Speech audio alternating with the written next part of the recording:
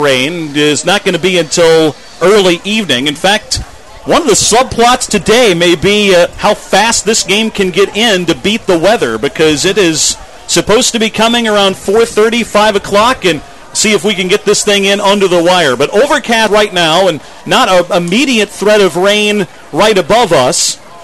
But it is windy, a good wind going from left to right across this field at about 15 miles an hour or so. And Peru State will have the wind of their back to start the first quarter, and Evangel will receive the opening kickoff today. Well, the Crusaders will have their hands on the football first. Again, the Crusaders enter the week ranked 21st nationally, 4-2 their record overall, 3-1 in the conference. The Bobcats are 3-3, 1-3 in conference play. Peru State leads the all-time series 3-2. They actually have won 4 of 5, but forfeited a game in the 80s to Evangel.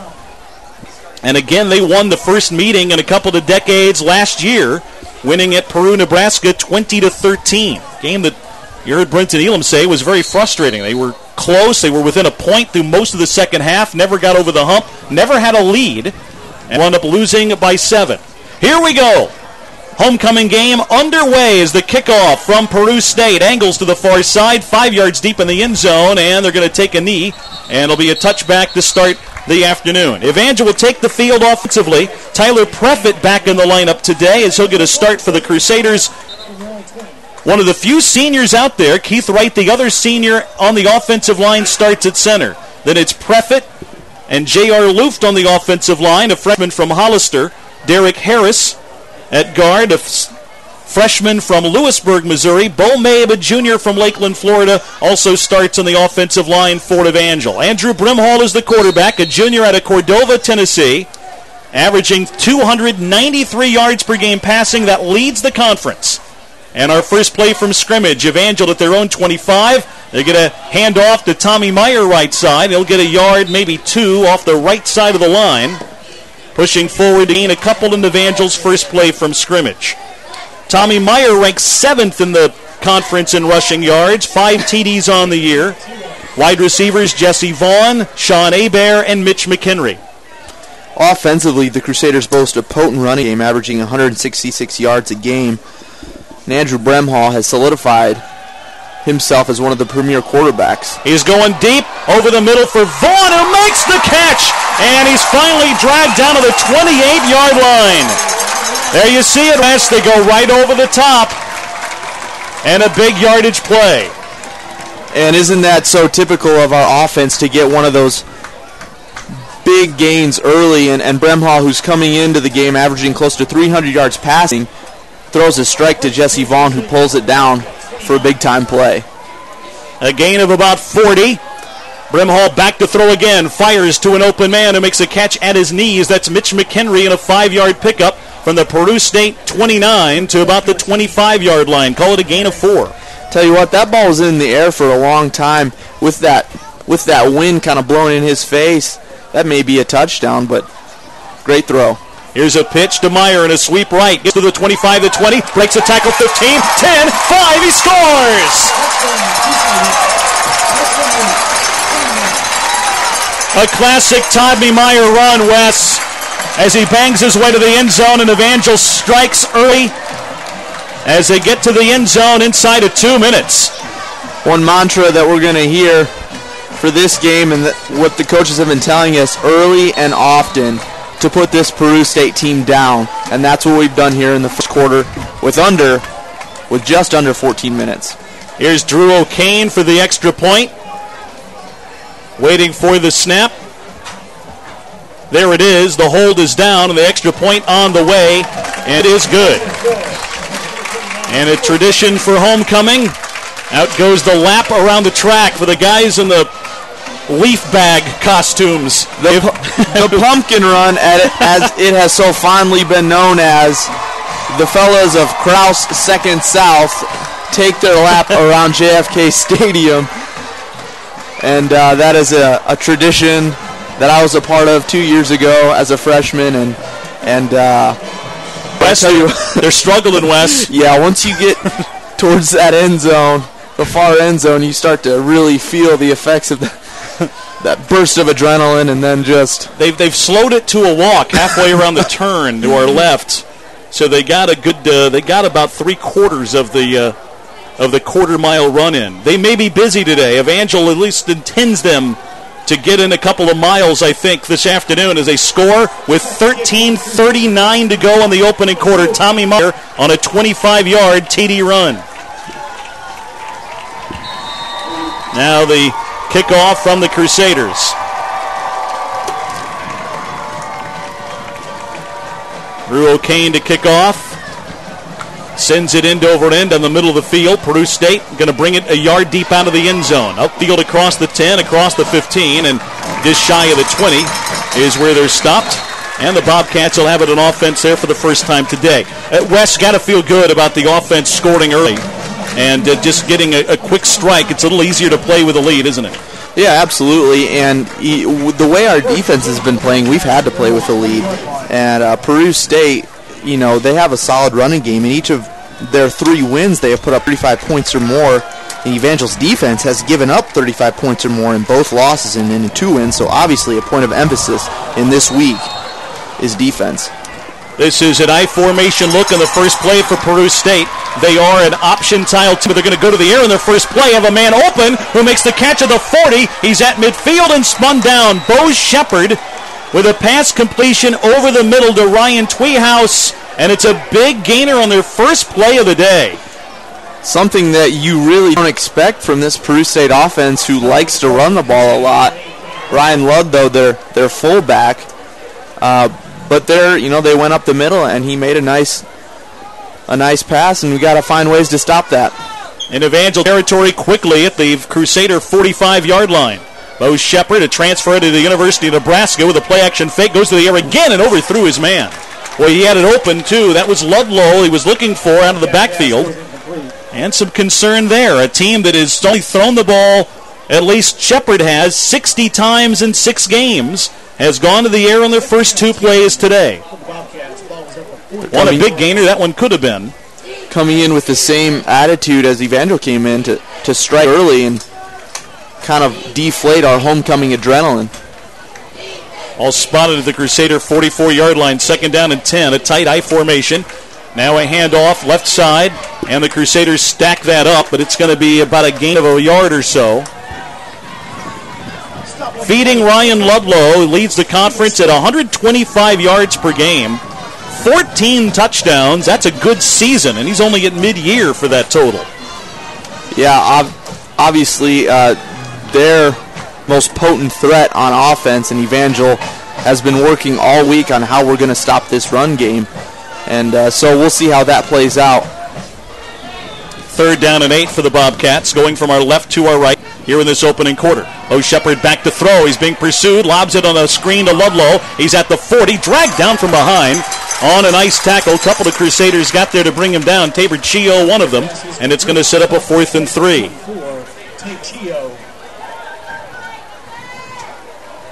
They bring down Ludlow, and we'll see what the Bobcats elect to do. They're at the Evangel 38. And it looks like they're going to go for it here on 4th down, in 4-down territory in the first half with about 11:45 on the board. 4th down, about 4 yards to go. A tight I formation again. Shepard fakes the handoff, fires a pass, completes it to 33. Going to be a 1st down. Taken inside the 30 to about the 28 as they complete it to Shane Lloyd, the tight end. One thing that Coach Elam talked about in our pregame interview was that he needs his defense to be consistent and to be able to read plays early on and kind of changing the way that they played offense. You wonder if you change the way you play defense here in this first quarter. 7-0 Evangel. 3 men in the backfield for the Bobcats. They fake a handoff. Shepard an option left. Gets to the 25, at the 20, at the 15, and is bumped out of bounds at around the 10. Bo Shepard with an 18-yard run to the far side. Trying to even this game early. We only have played less than 4 minutes. Evangel with a 7-0 lead, but now Peru State has a 1st and goal from the 10. Ball spotted right at the 10-yard line. They've got to go the full 10 yards to get into the end zone. This is where a good running attack comes in handy, and you can do it a couple of different ways. Shepard with the speed to the outside, and Ludlow can grind it up the middle. It's a single file backfield behind the quarterback, and flags will fly, and I think a false start maybe pending on the Bobcats. A guy came in motion out of the backfield. Offsides on the defense, number 90. Contact with the offense. After distance. But he jumped because that was a legal play to go into motion, Wes, and offsides on the Evangel defense will make it 1st and goal now from the 5. Well, one thing you got to do here is get a feel for their offense, get a feel for what they're doing. It's a little bit different than anything we've seen this year, so, we're going to need to adjust early on. Hand off Ludlow up the middle, brought down immediately as he got to the 5. Good play up front by Evangel's defensive line. Elsie Tyser getting a start at nose today and takes down Ludlow for no gain. Preston Henry also on that front line, who's having a good year, good aggressive player, and we're going to see how he comes in to play in this game. 2nd and goal from the 5 for the Bobcats. Going to the end zone to our right. They're in road white jerseys, blue pants, blue helmets. Hand off again. No, it's Shepard going to keep it. He gets met at the 5 and taken down by Steven Swillem. No gain again. May have gotten a half a yard, but it's going to be 3rd and goal from inside the 5. 3rd and goal, you start to put pressure on the offense. What's going through their mind is, hey, we're right here. We got to score. We got to put it in the end zone. And if you're able to get a stop here in the first quarter, you get a moral victory right there, as well as, no points are going up on the board. So Peru State has attempted 1 field goal all year and missed it. Another statistical oddity from this team. 2 men in the backfield again. 3rd and goal from the 5. Play action fake. They go to the air, and it's incomplete. He threw it up high, and J.D. Faxon, their wide receiver, could not haul it down. It went off his fingertips, incomplete. And the field goal unit may be coming on here to try to get their first field goal of the season, which would be almost an extra point try. In fact, it's going to be a little 20-yard attempt. Levi Cockle is just 0 for 1 on the year. Here's the snap. It is down. The kick is on the way, and it's good. And the Bobcats are on the board, but Evangel still has the lead. Well, you got to be happy with the outcome of that drive. I mean, Peru State just kind of ran down the field on us. And once again, you got to get a feel for their style of offense, how they move the ball. And we feel like during the week we were trying to do that, but then they come out with an effective passing game and kind of shock us. The Crusaders hold the Bobcats to a field goal. 7-3 Evangel. Still on top. Timeout on the field, and we're back after these messages.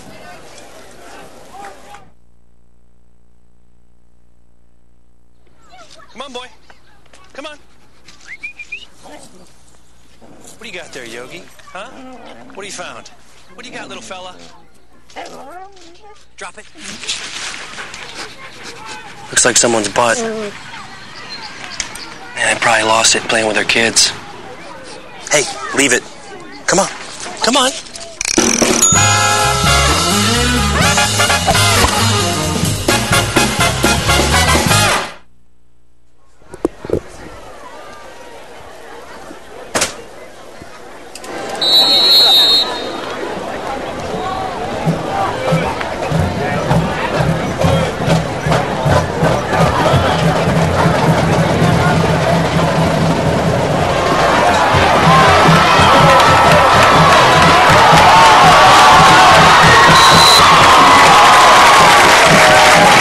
JFK Stadium, 7-3 Crusaders. Evangel returns the opening kickoff. Otis Brown gets to the 27-yard line of Evangel. That's where the Crusaders will start this drive. 9:09 to go, first quarter. Already 7-3 Evangel. Well, it's going to be an odd day for us broadcast-wise on the internet. We should be fine, but listening on 1400 AM radio, transmitter issues out at the big giant tower kind of has us kind of going in and out intermittently. So hang with us today. Here's a pass by Garrett Swan, bobbled over the middle, but I think he hung on. That's Mitch McHenry. That makes a bobbling catch near a first down, but it's going to be about 2 yards shy, an 8-yard pickup. Setting up 2nd and 2 is Swan into the game for Evangel and completes the pass for 8 yards. Garrett Swan getting some reps early on in the game. We've seen that several times this year. And just smart on the part of our offense to get a young guy in low-pressure situations where he's able to get a feel for the field, get a feel for the speed of the college game. Swan in at quarterback, makes a nice throw. 2nd and 2 for Evangel. Crusaders at their own 35-yard line. Swan under center. Handoff Tommy Meyer with a hole up the middle and gets dragged down from behind as he got to the 38, but should have enough for the first down. Tommy Meyer with a touchdown run already today. Got free from 25 yards out earlier. Gives Evangel a first down on a gain of 4. First down Crusaders now at their own 39. 7-3. Both offenses have gone about the length of the field for scoring plays. Swan out of the shotgun. Fakes does hand it off to Brown on an end around to the far side. Now cuts it back near side of the 45-50. There's a flag in the play as he gets pushed out of bounds. Evangel pointing, thinking that may have been a late hit on Brown as he went out. No flag there, but it's going to be hold on Evangel way back at the line of scrimmage. So what was about a 20-yard or 15-yard run by Otis will not stand, and it'll be a 1st and 20 for the Crusaders. One thing that was communicated to me this week, they want to get Otis Brown the ball more in the first half, and last week they were unable to do so at Graceland for whatever reason, but definitely Otis Brown is a huge offensive threat for us.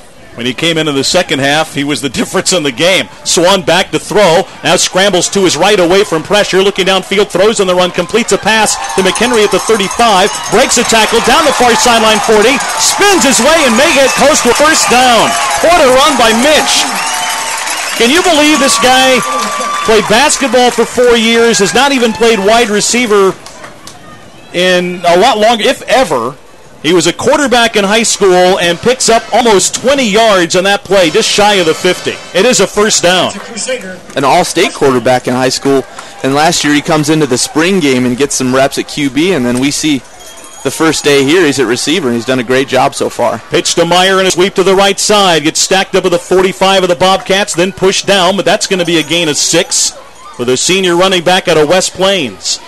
Well, what a cool story about McHenry. You know, he ends his successful college basketball career and says, you know what, I can't quite give it up, just showing what kind of sportsman he is and coming out and being a major contributor to this Evangel football team. 3rd of the conference in passing yards. Swan was going to duck it under and run himself, and the quarterback upended at the 40. That's going to be a first down run. Freshman from Lago Vista, Texas. 6 of 15 passing coming into this game with 1 interception and 1 touchdown. And a first down run that time for the rookie as he picks up 6.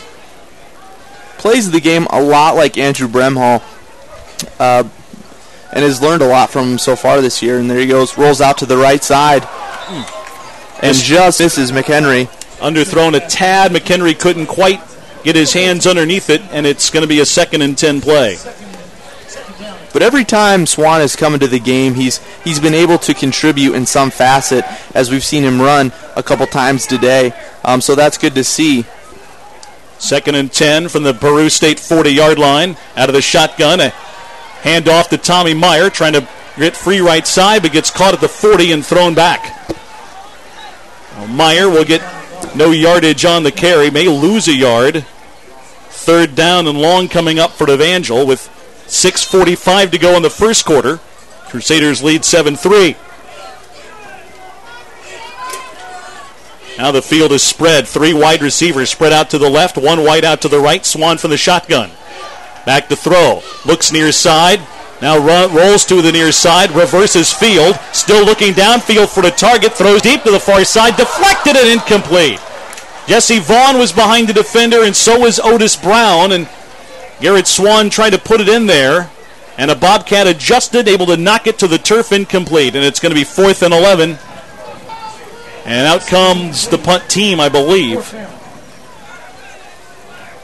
Hats off to that offensive line who just gave him tons of time to make a decision, unable to come up with the play, but their youth has been somewhat of a challenge so far, but they've really stepped up and done a great job. Josh Booker to punt, and it's Shanks off to the right, way out of bounds, headed toward the band. That may have been a catch in the first row over there. Booker doesn't hit him often. In fact, we haven't seen one go off from him this year. He has averaged 38 yards a punt, but that one went nowhere. And Peru State is going to have it at their own 35. That's a good thing you're not in your end of the field, Wes. I mean, it could be worse, but considering you got to midfield at least, you can eat a 6-yard punt a little better. Peru State again with a single file formation. 3 men in the backfield. They get a handoff of the middle. It's a met immediately. I think that was Chio that got to him quick. It's going to be about a 1 or 2 yard gain, and that's it. Tabor Chio and Jamel Randall have been two linebackers who their numbers don't show a lot of tackles, but that's not really what our defense is designed for. It's designed to flush everything back up the middle, and so far they've done a really good job of that this season. Shepard's going to keep it, gets a block, gets to the 40, to the 50, now a foot race down the far side, and she's caught by Cedric Reese and dragged out of bounds, but a big pickup for Peru State and Bo Shepard. Well, there you see that explosion of Peru State's run game into the option, and just reading the defense, and tell you what, they've moved the ball well so far on the ground, and their 3-3 record isn't quite indicative of what this team's capable of. That was a 43-yard run by Shepard. Handoff, Ludlow, and he's going to get to the 20-yard line before he's hauled down, a gain of 1. Angeles contained their fullback and conference's leading rusher so far today, although it's been Shepard that's gashed them, and you know he was capable of that. Bo Shepard actually averages 75 yards per game rushing. That's the 6th best rushing total in the conference. That comes from their QB. Time a 2-yard gain, 2nd down and 8. Handoff again, going up the middle. Going to be spun forward for a pickup about 3 yards. But not much more than that. It's going to be 3rd down and about 6. In the first quarter, kind of the adrenaline of the homecoming game has worn off, and now you're back into the grind of it. And with about 4 minutes left in the first quarter, we're up 7-3. Really a good time to focus down and get a stop. 3rd and 6 from the Evangel 17-yard line. They fake the handoff. Shepard goes to the air, hits his target at the 9-yard line, who cuts to the 5, and he scores. And Peru State takes the lead. Ryan Ludlow with a touchdown catch. And there's a flag on the 1-yard line as the Crusader is down. That's Cedric Reese, who's injured at the goal line. We'll see what the penalty marker is about. Evangel's head athletic trainer, Sarah Walters, goes out to take a look at Reese, who's right at the goal line. Unsportsmanlike, I think, was the signal on Peru State. That may be after the score. We'll see.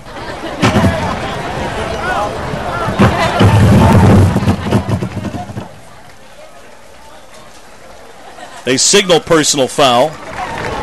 Personal foul, face mask on Peru State. Touchdown, though, will stand, so it came after the TD. It'll be assessed on the kickoff, so the touchdown stands.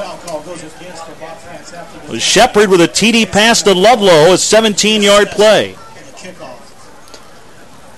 Cedric Reese, last year, a big part of our defense, had an injury that was real scary. He was on the turf for about an hour last year, and it's blocked. Loose ball picked up by the Crusaders. Swillem, who's tackled at the 15, but Evangel gets a stop, blocking the extra point. Oh, that gets a charge out of the crowd after Evangel falls behind. They trail now, though, Peru State 9 and the Crusaders 7. 4:09 to go, opening quarter with a timeout on the field. We'll be back after this.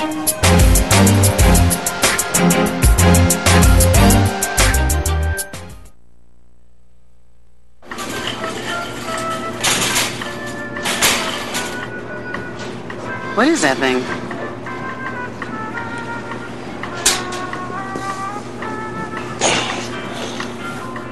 Looks like somebody's double chin. Must have lost it snacking on fruits and vegetables. Somebody's gonna trip that.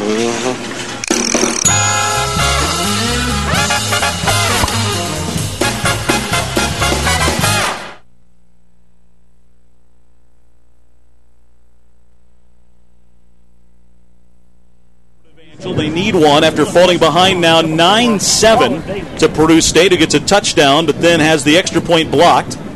And on their personal foul penalty, Crusaders now set to receive the kickoff, and they're kicking off from the 20 and into the wind. It's Levi Cockle sends it away. A high kick that'll be fielded by Evangel at the 13-yard line. Jesse Vaughn, near side 25, near the sideline of the 30, tries to make a cut back up the 20, still on his feet. Now wrapped over the 25 and taken down at around the 26. Just under 4 minutes to go in this opening quarter, and Evangel now falls behind for the first time today. They'll try to respond after the Peru State TD. Against our opponents, the Crusaders are consistently being beat in the run game, and this Peru State team has exploited that so far.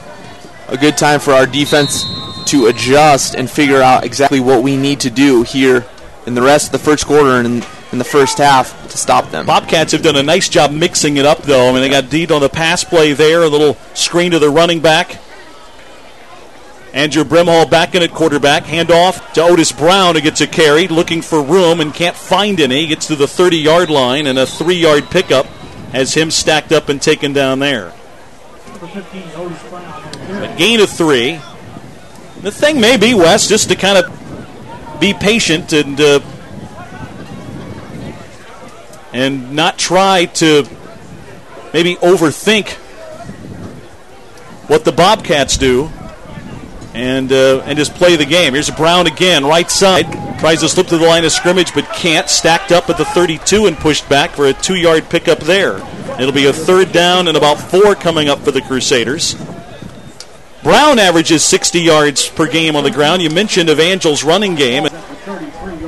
Meyer obviously highlights it, but really it's been a great trio in the backfield of him, Marlon Bailey, and Otis Brown. Three very different styles of running that are all three very effective, and it's fun to see those guys. There's a pass complete to Sean Hebert for the first down. It takes it across the 40-yard line of Evangel, as Evangel pick up a needed first down there and a gain of 8 yards on the play. And Hebert's first catch, the sophomore from Youngsville, Louisiana. Sean Hebert has not been able to play much due to an ankle injury. And I tell you what, scary thing right now, watching him limp off the field. Again, he just doesn't seem to be feeling good right now. Brimhall back to throw, fires it near side, caught by a leaping Otis Brown on the near sideline, and he's pushed out of bounds, but has a first down to the 46-yard line of the Bobcats. That's good enough for Crusaders. First down. That's a gain of 14. Brimhall right now, 4 of 4 through the air.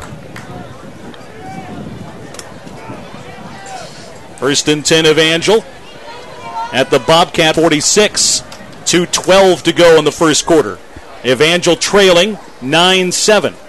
Back to throw, Brimhall. Has some time, goes deep down the middle of the field, and has Vaughn, who makes the catch at the 5. He scores! Oh, is that pretty?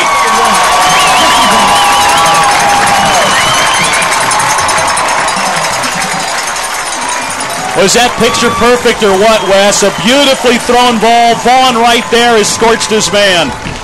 You put Jesse Vaughn in single coverage, isolated on that right side. There's not too many defensive backs who are going to be able to keep up with Jesse Vaughn. Certainly not in the Heart of America Conference. And Brimhall and Jesse Vaughn hook up once again for just a pretty looking play.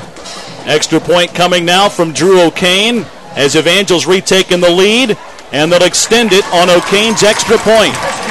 2:01 to go in the first quarter. It's the Crusaders 14, Peru State 9. We're back to JFK Stadium after this.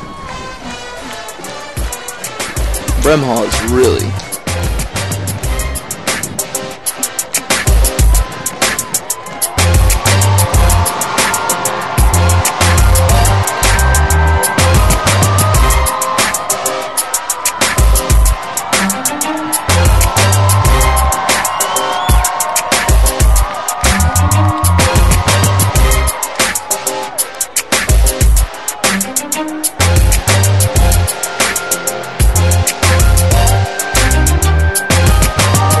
Touchdown to the Sheriffs are compliments. 1 quarter.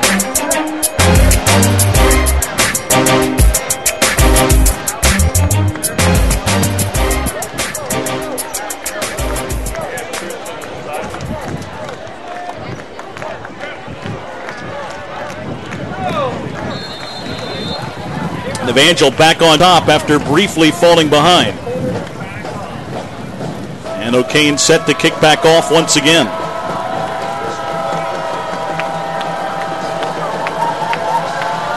Kane sends it away, a high but short kick, angling to the far side, fielded by Peru State at their own 12, return to the 25 to the 30, there's a block, and O'Kane makes the tackle as it's returned across the 40 to about the 42.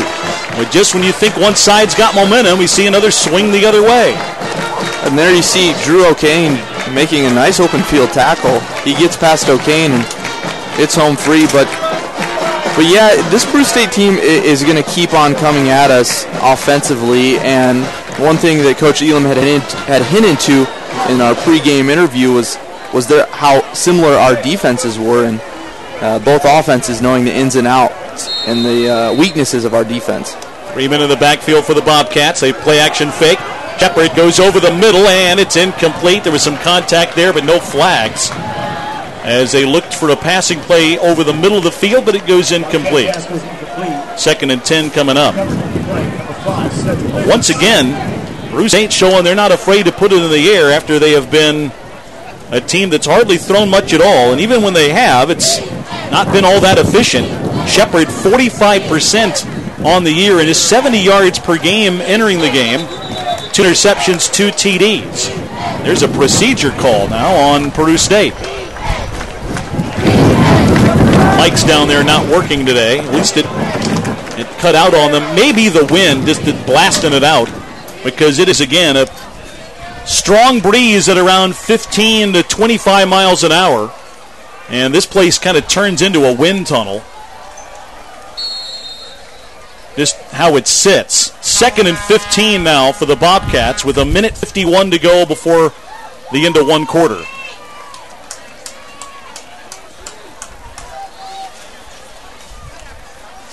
Shepard again fakes the handoff, rolls to his left to throw, now tucks it under. He's at the 45 of the block, and he's tripped up as he goes out of bounds, but gets upfield across midfield, and we'll see where they mark him out. I'm going to say he's just shy of the 50-yard line to the 49. Still a gain of 9 on the run by Bo Shepard. Shepard listed at 6'3", 210, so he's a big guy to bring down, especially with his speed and agility, and showing why their run game has been the dominant factor in this offense. 3rd down and about 5 to go for the Bobcats at their own 49-yard line. Shepard rolling to the near side again, and being pursued, throws on the run, and he has a man wide open who makes the catch at the 15, and he's knocked out of bounds inside the 10, I believe, as Lance Steffen makes a grab and a big 3rd down catch. Well, one guy broke free, and our defense having a little bit of miscommunication there, but the throw is on the money, and he makes a nice catch, and when that happens, there's not much you can do. 1st and goal from the 9 now for Peru State. A 44-yard gain downfield as they connected with Lance Steffen. 3 men in the backfield now for the Bobcats. Handoff up the middle to Ludlow. Spins off a one-man and gets to the 2-yard line. That is the running back we kind of expected to see today, and Ludlow, and how he ran and powered his way up the middle and gets them to the 2-yard line. Ludlow, also a big guy at about 210 pounds, able to barrel his way to the 2-yard line. He's just a sophomore out of Plattsmouth, Nebraska. 2nd and goal from inside the 2. Handoff Ludlow, he powers his way in. Touchdown Peru State, and they retake the lead with 23 seconds to go before half. Ludlow's 2nd TD today, that one coming rushing. He has one receiving today. See if the Bobcats, they are going to line up for an extra point kick. Had the last one blocked. This to try to put them 2 points ahead, and the extra point is up, and it's good. We will keep it here as the Bobcats go back ahead by 2, and we've got a wild opening quarter, Wes. Another lead change as Evangel now falls behind by 2 points, 16-14. Yeah, you knew coming into the game that the Evangel offense was going to put up a lot of points. And Peru State has been characterized by an offense who has put up a lot of points even in their losses. So right now it's just been a shootout, really. Well, and, one thing Brenton Elam said, he's on their running game, one of the things that's impressed him, he said they have run well on everybody. It's not necessarily been the fact that, okay, they average a lot of yards on the ground. They average a lot of yards on the ground, and they have had to go through Baker and Benedictine. And even in those 2 games, they've had quality offensive yardage days. It's not like they've had a ton of running yards against lesser opponents. They've done the job well against even the top teams in the conference, just have not been able to keep up with those clubs on the scoreboard. And as a result, have losses to the Wildcats and Ravens. But they've run the ball effectively on everybody they've played, and Evangel was wary of that coming in, knowing that, we're going to give up some rushing yards potentially.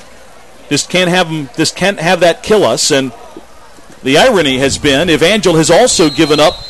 They've kind of been gashed through the air a handful of times. That's what's been the troublesome thing, is the Bobcats have really mixed up their play calling well. Kickoff from Evangel, and taken from right at the goal line. Returned by Otis Brown across the 15, makes a spin move, bounces off another man at the 15, near side of the 20, and he's going to be taken out of bounds at around just beyond the 20-yard line. And the Crusaders will have it there with 12 seconds to go in the half, trailing by 2 points. Yeah, that's absolutely right. Coming into the game that they're going to put a lot of yards on the ground, but hats off to this Peru State offense, who have really kind of beat us in the air more than they have on the ground. They've mixed it up well. It's not just been their bread and butter plays that they've had to rely to get it done. They've mixed up their offenses well and have put Evangel on their heels. Hand off to Jesse Vaughn, and an end around to the far side. Looks to turn the corner, can't. Strung out nicely by the Peru State defense. Vaughn couldn't get upfield, and he's going to lose a yard. And time will expire in the first quarter as we go into the second quarter. Crusaders down 14 to Peru State 16. Bobcats ahead by 2 after a quarter. Evangel with the football as we start the second. Peru State on top by a pair. We're back with the second quarter after this commercial timeout.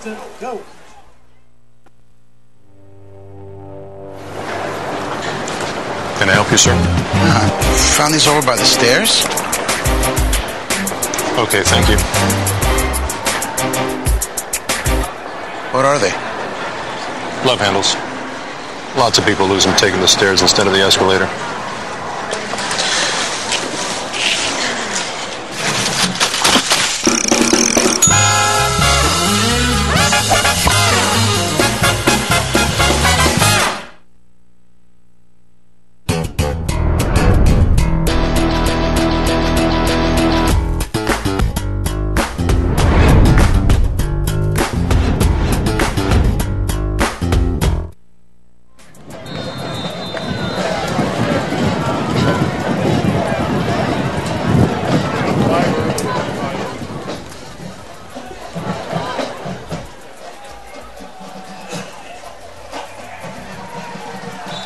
Come back to start the second quarter, and a handoff to Marlon Bailey will go back another couple of yards. Evangel trailing Peru State as we start the second, 16-14.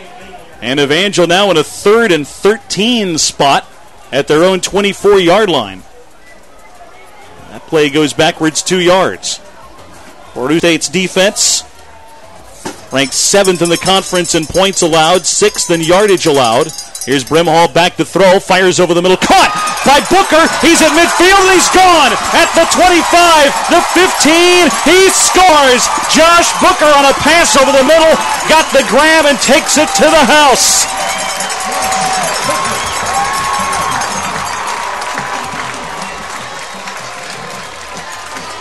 Here we go again, another swing. And this time a 76-yard pass play, Brimhall to Josh Booker. What an eventful first half so far, as we've been punched, then we deliver the punch. And once again, you see the explosiveness of our offense. 2 plays that went -3, then a plus 76. That's a good change of pace, as the extra point by Drew O'Kane is up and good. We'll take a timeout. Early second quarter. The Crusaders back in front. 21-16. Evangel in front. With a timeout on the field, we will return after this commercial break. One of his guys fall down.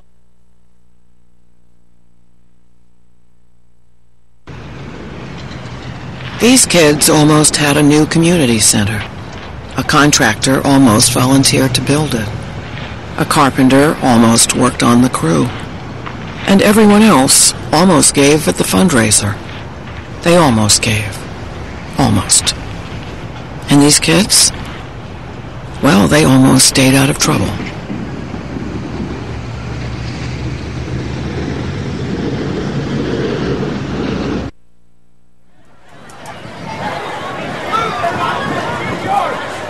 Booker's got some wheels. See him turn it on. 45.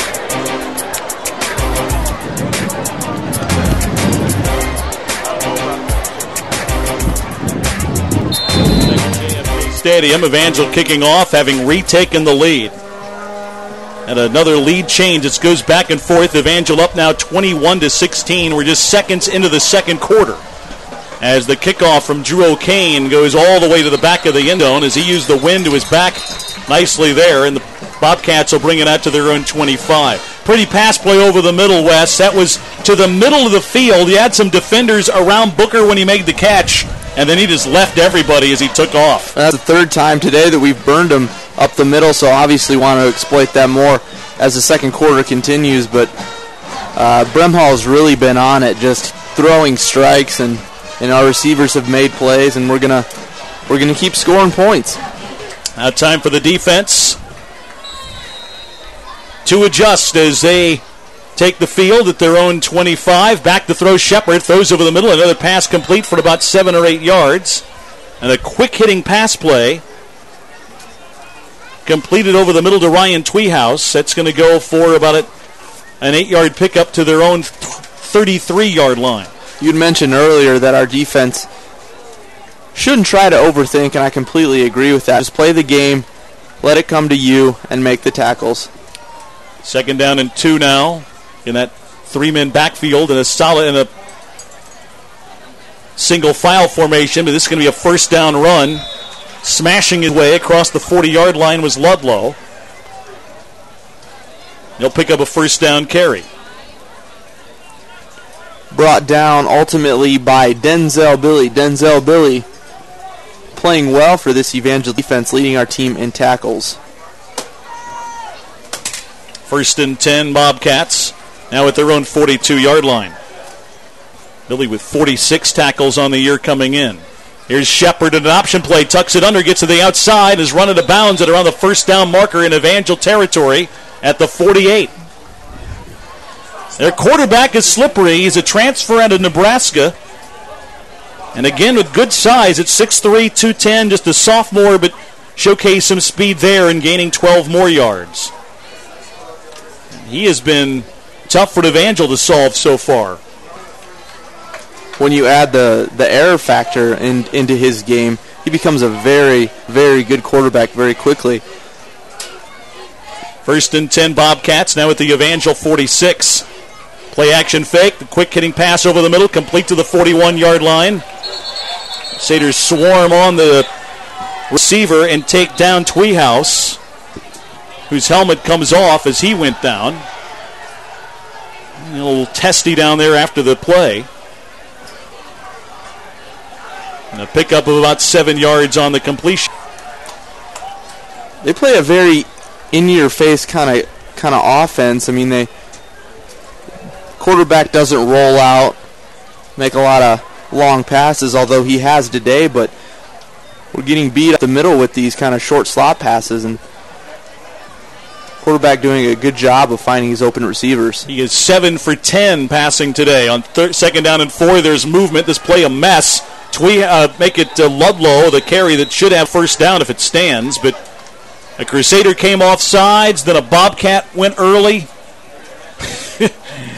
Not sure. Yeah, I'm not see how they're going to sort that one out. You got to stay put if you're the offensive line, but Evangel definitely came across, and it's a penalty on them.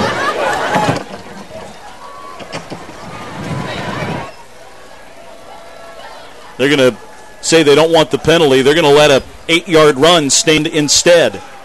It'll also give them a first down. They would have had a first down anyway, but they want the extra yardage, so they get it 3 more out of the run.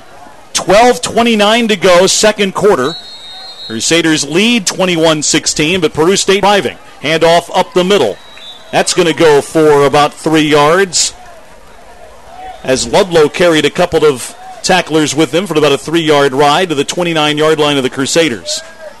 This offense, something that the Crusaders haven't seen a lot of, Benedictine and Baker, two opponents who run a very different style of offense than Peru State. 2nd down and 7 for the Bobcats. Play action fake. Shepard lobbed far side, and his receiver fell down. They had him on the far side of the 20-yard line of Evangel. That would have been a first down by a few yards, but they come up empty on the slip downfield. And it's a 3rd and 7 for Peru State. A couple of key downs here, Wes. We haven't had many stops on either side today, and key for Evangel here to get one of them at this juncture today. Big 3rd down play coming up. And maybe in 4-down territories, maybe a sequence where they need 2 stops. They fake the handoff. Shepard keeps it himself. Bounces to the outside, dives, and may have a first down as he dove for about the 22-yard line right at the first down marker. Well, one of the keys Brenton Elam said that you did not hear in our pregame was that he wanted Shepard to try to get rid of the football, be in positions to be forced to pitch. And if they've not been able to do that much, Wes, when he's carried it, he's been in trouble. Yeah, and he's kept a lot of it, and he's really followed his blocks well. You know, he reads our defense, and the similarity in our defenses kind of gives him an advantage as far as that goes. He knows what to expect. But there he falls down. Looks like he ran into his fullback for a loss of yardage, but Shepard absolutely doing a great job on his side of the ball, reading and reacting. He's had 7 carries for 89 yards today. It's 2nd and 11 for Peru State at the Evangel 23-yard line. Evangel with a 5-point lead here at home. Their homecoming game against Peru State. 2nd and 11 for the Bobcats. Shepard back to throw. Under pressure, dumps it off far side. May have thrown it away. He had a man in his face. Coming in to defend him was Chandler Eden. And as Shepard was backpedaling, he threw it between 2 guys out of bounds on the far sideline. Once again, Bobcats in a 3rd and long. But they keep converting these so far this afternoon.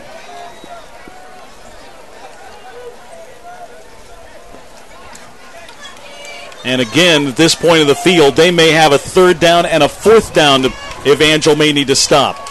Here's Shepard back to throw, rolling near side, got nailed as he threw it through the end zone. It is caught for a touchdown.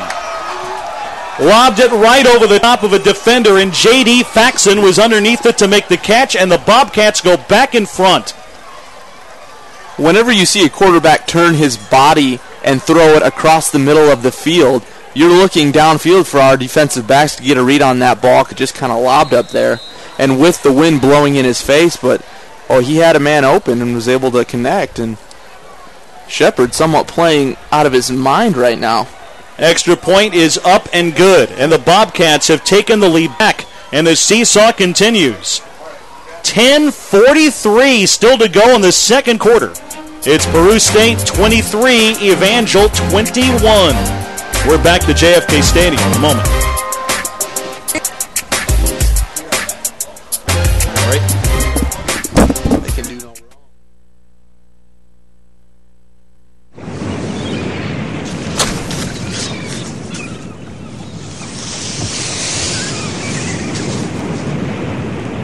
Check it out, man. What is that? It looks like someone's belly.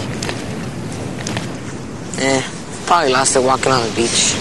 Man, just leave it. Let's go.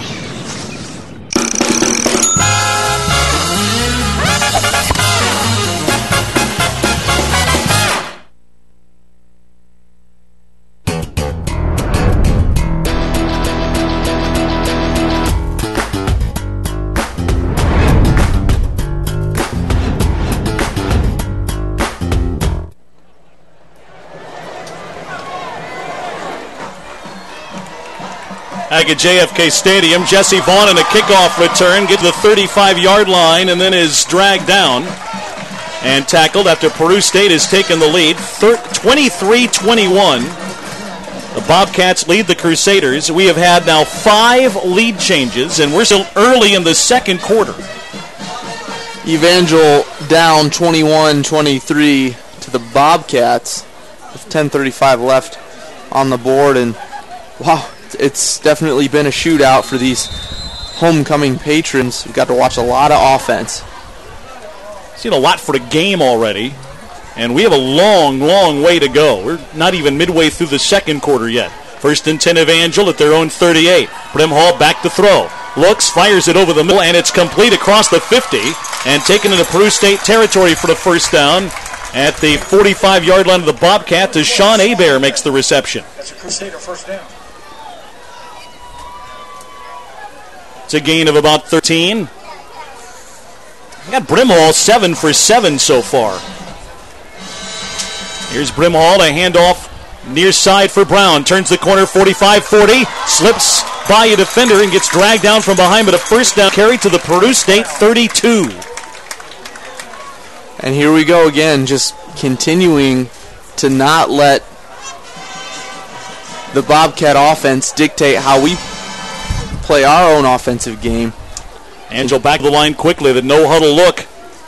They play fast, handoff Brown, looking for room near side, gets across the 30 and taken down to the 26 of the Bobcats. It's going to be about a 6-yard carry for Brown, a transfer to Ball State in his sophomore season from Gainesville, Florida. Gain of 7 there. Tommy Meyer now in along with Brown in an offset I formation, and Brimhall working from the pistol. As the snap, looks far side, throws it that way, caught by Hebert at the 25, trying to fight for the first down, but stopped a yard or so shy. That picks up a couple of yards. And now third and short for Evangel, third down, about a yard to go. 9:15 to play, second quarter. 23-21, Peru State leads Evangel. Already passed last year's point total. We blew past that a long time ago. Third down and 1. They fake a handoff to Brown. Brimhall to the air, fires near side, complete for the first down. They say no. Mitch McHenry thought he had possession when he got shoved out of bounds. They say no catch. Really looked like he brought it down and then was hit out of bounds and kind of hit the turf, and the ball came loose, but line judge over on the right near side called it an incomplete pass. It was probably the right call there as we look at the replay. First incomplete pass from Brimhall today was 8 of 8. Now a 40-yard field goal attempt from Drew O'Kane. McHenry will hold. Wind coming out of his back, but it's died down a little bit. There's snap, the hold. The kick is on the way. It's long enough, and it's good, and Evangel retakes the lead.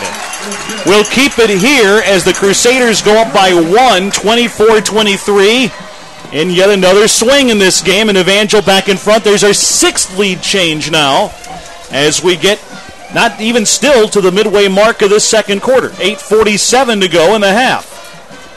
I think each team offensively is really firing on all cylinders.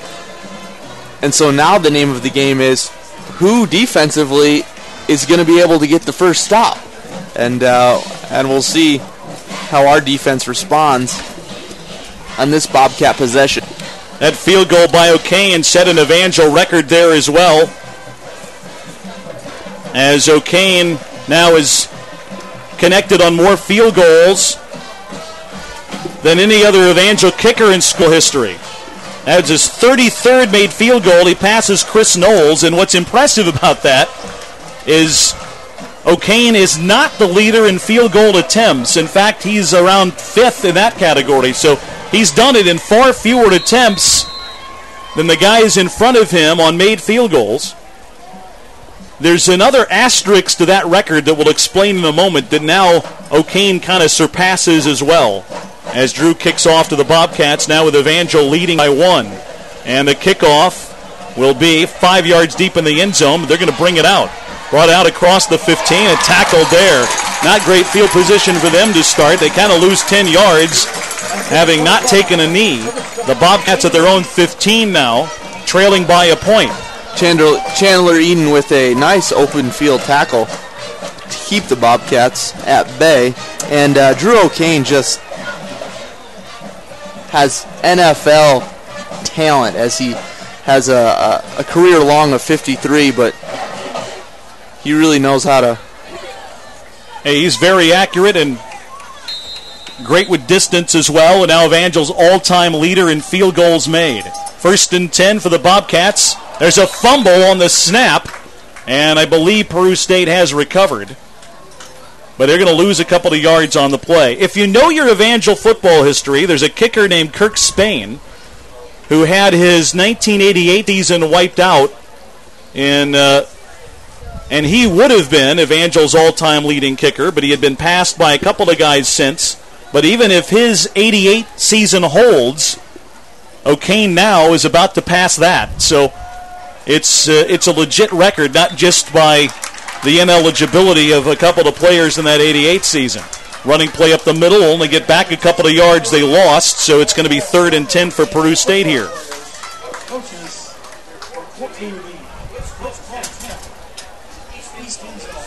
Third down and 10. And Wes, here you'd like to see the defense now step up. You've got them pinned deep in their own territory. They're at their own 16-yard line. Shepard rolling near side. Looking, throws, and it's complete for the first down. They did it again. It's Faxon who makes the catch of the 29. Once again, they find the yardage they need, a 14-yard pickup there. Well, they've just done a fantastic job, Shepard has, of finding his open receivers. And now, surpassing his run total by his passing total. And I tell you what, he's thrown the ball well. He has. Handoff, Ludlow with big yardage up the middle. He's going to get about 7 or 8 as he's spun down by Swillem.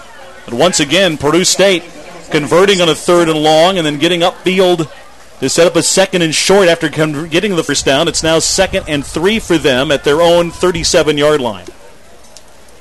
Ludlow starting to rack up some yardage now. 44 yards on a dozen carries. It's 2nd and 3 for Peru State. And go from our right to our left in the second quarter. Handoff up the middle. Ludlow pushes to the 40. Should have progress there, and that's another first down. This is an offense when they're running this style like you're kind of used to seeing them do. Is almost meant to be played on a grass or dirt field. You kind of want to see that cloud of dust around them the way they play. But they can play fast too. They've shown that today. 1st and 10 Bobcats at their own 40. Shepard rolling her side. Now eludes a tackler in the backfield, throws on the run, and guns it out of bounds near sideline, incomplete.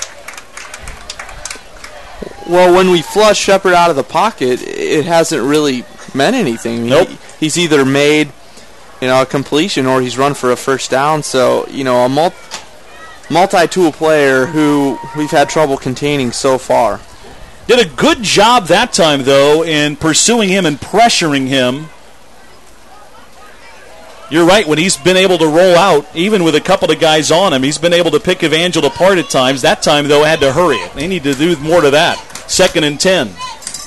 Play action fake. They lob it near side. Complete to the tight end, who's dragged down immediately by Swillem after only about a 3-yard gain.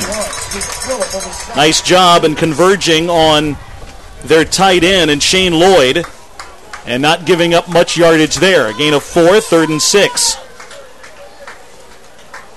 Closing in around 6 minutes to go here in the second quarter. Crusaders up 24-23. 3rd down and 6 at about the 45-yard line. And again, a 3rd down play as you look for the stop. Ball spotted just across the 44-yard line of the Bobcats. Shotgun look for Shepard. The snap goes by him. He picks it up. Now under pressure. Gets a block. Heaves it downfield to a wide open man who makes the catch at the 35. Then caught. Breaks the tackle to 25. Caught by 2 defenders. Finally brought down to the 19. You hear a groan from the crowd and you just can't help but exhale it yourself because that was a broken play that the Bobcats wound up getting a huge gainer out of. A 35-yard pickup on what was nearly a disaster.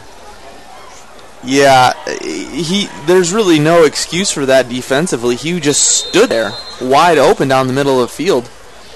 And Shepard made a very average throw, just kind of lofted it up, and there was no one within 15 yards. And just miscommunication in our secondary right there.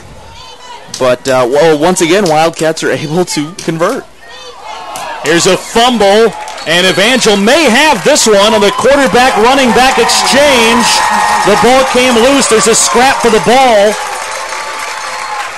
Shepard's got his hands on along with the Crusader, and coming out of it is Kalen Hayes. Evangel is going to have the football and a huge break there, and the first turnover of the game is going to be Peru State's, and Evangel recovers the fumble, and Kalen Hayes comes up big. Well, I hate to bring in a baseball analogy here, but you got to say sometimes they average out. And right there, we had a play on 3rd down where they were able to convert, and defensively we made some mistakes, but then they made another mistake and they paid for it. And that may be what it comes down to here. Now Evangel to their own 20-yard line. It's possession of the ball. Hand off, Tommy Meyer left side. Hurdles across the 20 and gets to the 25 or 26-yard line before he's stopped. With 5 minutes to go, second quarter. Crusaders lead 24-23 over Peru State. This game was 20-13 last year, and the 20 got posted really late. This is the complete opposite of last year's game in Nebraska, where points were really hard to come by. Here's a handoff again. Meyer right side this time. Gets to the outside of the 30. At the 35. Upfield 40. Cuts back and is taken down to the 44. 18-yard run by Meyer and another good one. And Evangel needed that to get near midfield.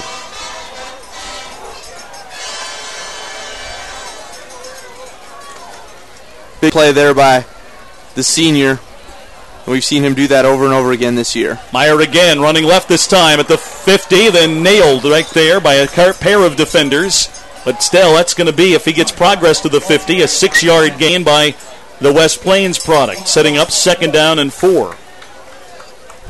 Meyer now at 68 yards rushing on just 8 carries.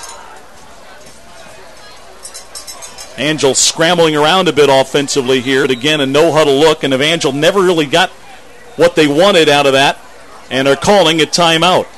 Timeout of the field, as incredible as this may sound, that's the first one anybody's taken today. It's been a wild one so far. 3:57 left in the second quarter. It's Evangel 24, Peru State 23. We're back to JFK Stadium after this.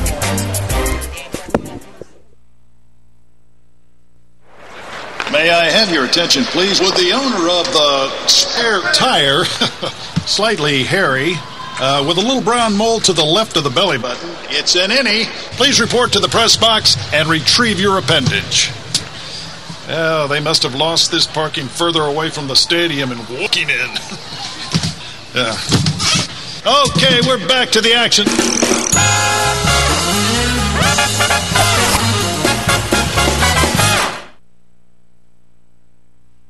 Evangel taking the field again, leading 24-23. We're midway through the second quarter. Again, we're going to be on and off a little bit today as they still work on the tower transmitter at KGMY AM. That's our ESPN radio affiliate here in Springfield. But great to have you with us on this Saturday afternoon. The 2nd and 4 play. Brimhall fakes an end around. Now rolling left away from pressure. Throws downfield, and it's thrown over the head of Mitch McHenry, incomplete. And there'll be a 3rd and 4 coming up. Brimhall scrambling around. He had some time, then had to roll left away from a defender.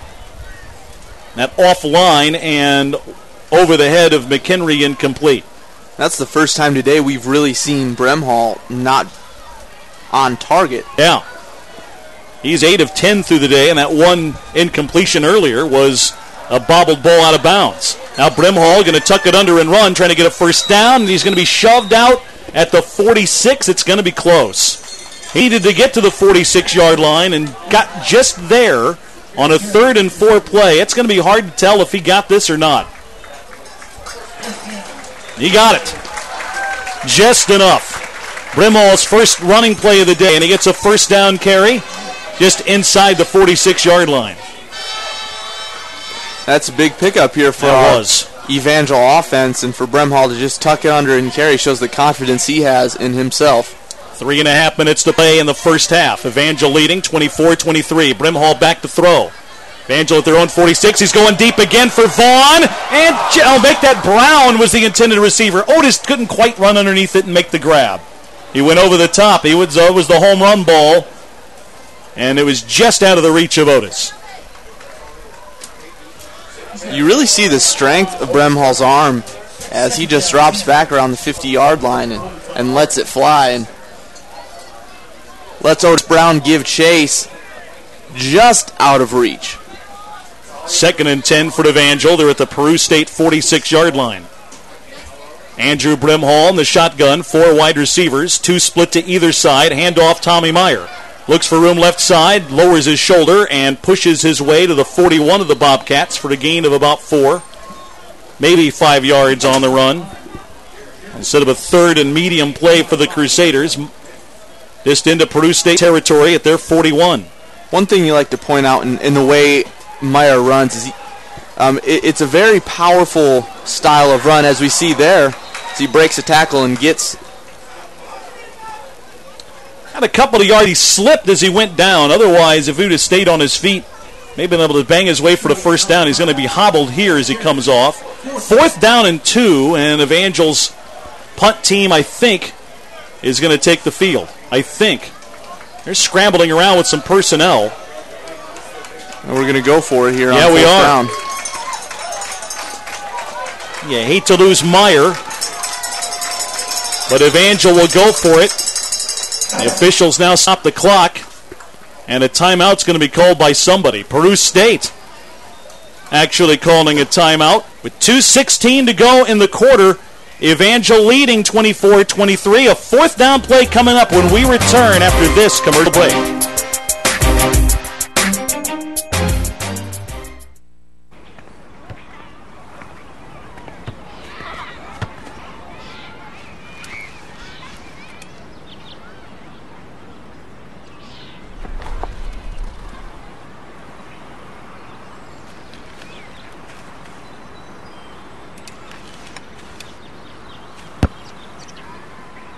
Stronger, healthier babies.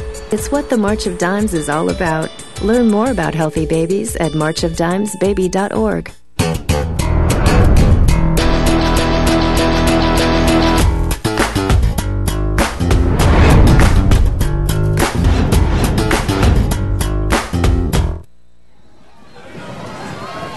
To the tight end of the backfield, and Brimhall is under center. They take the snap, Fake the handoff. Brimhall to the air, and he's going deep down middle of the field, and it's broken up. Jesse Vaughn made a leaping attempt at the 6. Cubs up empty, and Peru State's going to get the ball back. A turnover on downs as Evangel went over the top, trying to fool the Bobcats on a 4th down play. They even had a power look in the backfield with a tight end into the fullback position, but the Bobcats break it up. That was a nice defensive play, really. In the Bobcats secondary, as we see there on the replay, he just goes up and over Jesse, keeps his hands off to avoid the passing interference call, but a good defensive play against Jesse Vaughn. 2:11 to go before halftime. Peru State with now 2 timeouts left. Shepard fakes a handoff, goes to the air, throws to the far side, and it's incomplete. A good battle for position there between Lance Steffen and Cam Bruffett on the far side. A pass incomplete. It's going to be 2nd down and 10 for Peru State.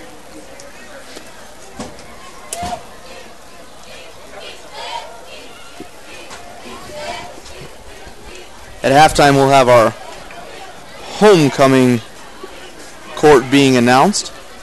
Stick around for that. A lot at halftime. Here's Ludlow on a run right side. He's stacked up after about a 1-yard gain. It's the 2nd year now for the Evangel University Marching Band to perform. They'll do that at halftime. Homecoming court. And the 1966 Evangel track team will be inducted into the Evangel Athletics Hall of Fame at the half. Paul Logston running around the stadium somewhere, lining up as homecoming guest, which is always an interesting surprise.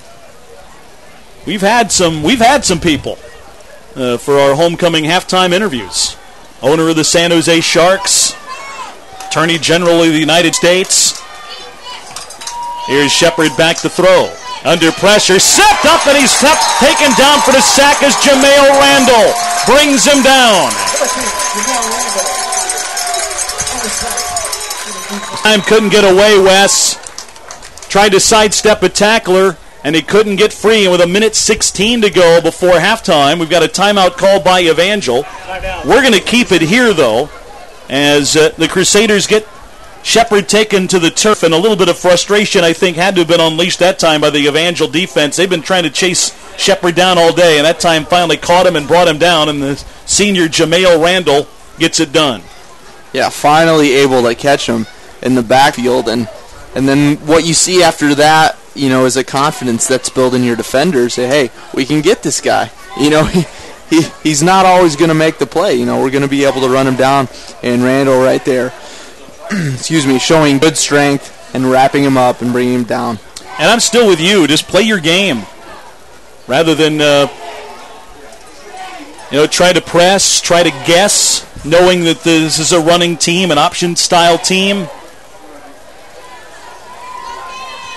Play your game and let things kind of start to even out a little bit defensively. Now a punt for Jacob Grove. He has not had any today. This is his first punting try. Knocks it away from his own 21. A short punt that won't be fielded by Evangel. It takes a big Peru State roll and goes out of bounds inside the 30 at about the 29-yard line. He was averaging 39 yards per punt, second best in the conference. Grove sends it inside the 30. Evangel will have it at their own 29. They have one timeout remaining with 1:07 with which to work. And we've seen, Wes, that Evangel doesn't need a whole lot of time to get downfield. And it's good to get the ball back with 1 minute left, or even to force them to punt for the first time, just so our defense gets a little bit of that confidence going that, hey, we can stop them, and we're capable of stopping them. First and 10 Evangel. He spotted it right at the 30-yard line. Brimhall back to throw. Rolls near side. Looks downfield. Can't find a target. Now we'll tuck it under and run. At the 35, he'll duck out of bounds just shy of the 40. It's upfield for this 8-yard scramble. Stops the clock with right at 60 seconds to go in the half. 2nd down and 2. Evangel at their own 38 with a minute to go before halftime. We'll recap the first half. A lot to talk about there. Preview next week as well. Brimhall back to throw. Rolling left. Looking downfield. Lobs it down the far sideline, and it's just offline for Mitch McHenry, incomplete.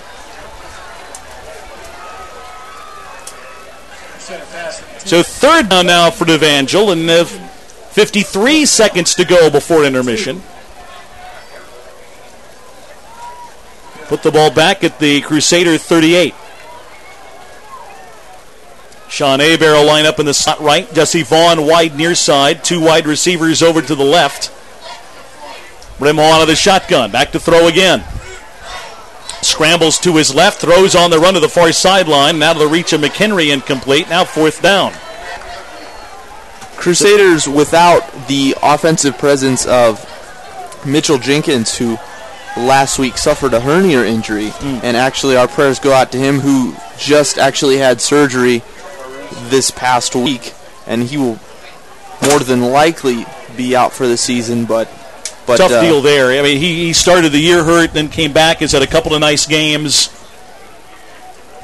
and now at midseason, if you're out 4 to 5 weeks or 4 to 6, that's still pushing toward the end of the year. A punt by Josh Booker will be fielded by Peru State at their 20. Returned up the far side, and a good hit by Chandler Eden.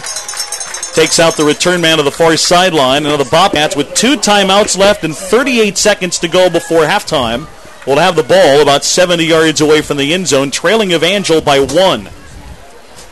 24-23. Well, you definitely don't let your guard down here. Not with how the Bobcats have been moving the ball. And Did you say how the Wasps have been moving?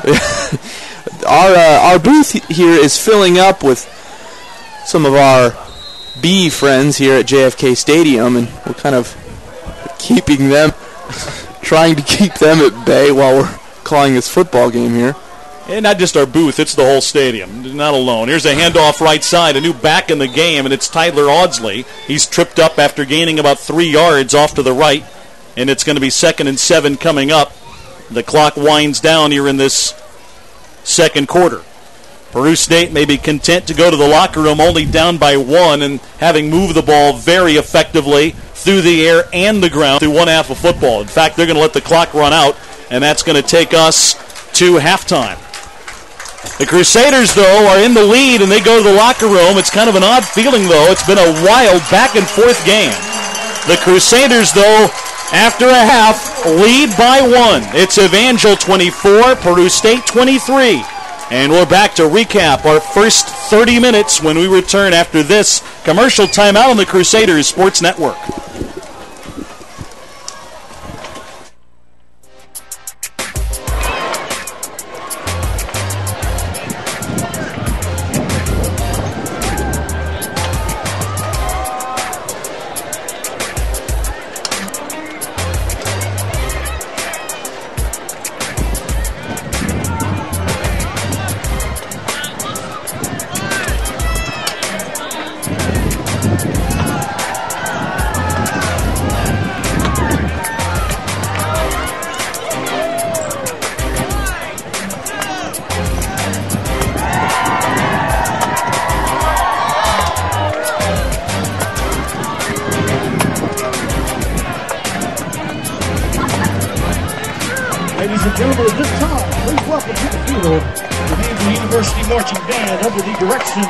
Dr. Michael Bostak and the Evangel University Marching Band staff, including graduate assistants Jonathan Lucetta, Stephen Burt, color guard coordinators Tristan Lukowski and Shannon Hanks, and percussion technician Stephanie Lucetta. Today's show will include Taking It to the Streets, and from the movie 1941, Swing, Swing, Swing, and concluding with Old Man River. Drum majors, Sarah Ward, Katrina McCutcheon, Jody Mason. Is the band ready?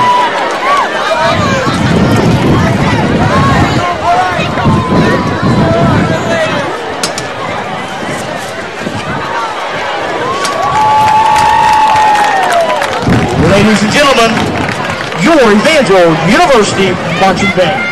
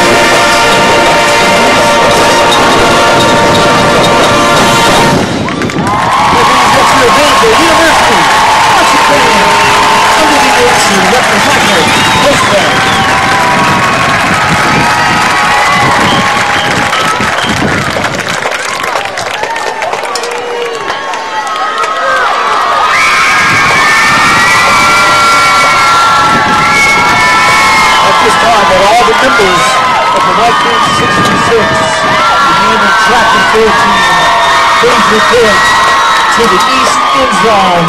All the members of the 1966 Evangel Track and Field team, please report to the east end zone at this time. Thank you.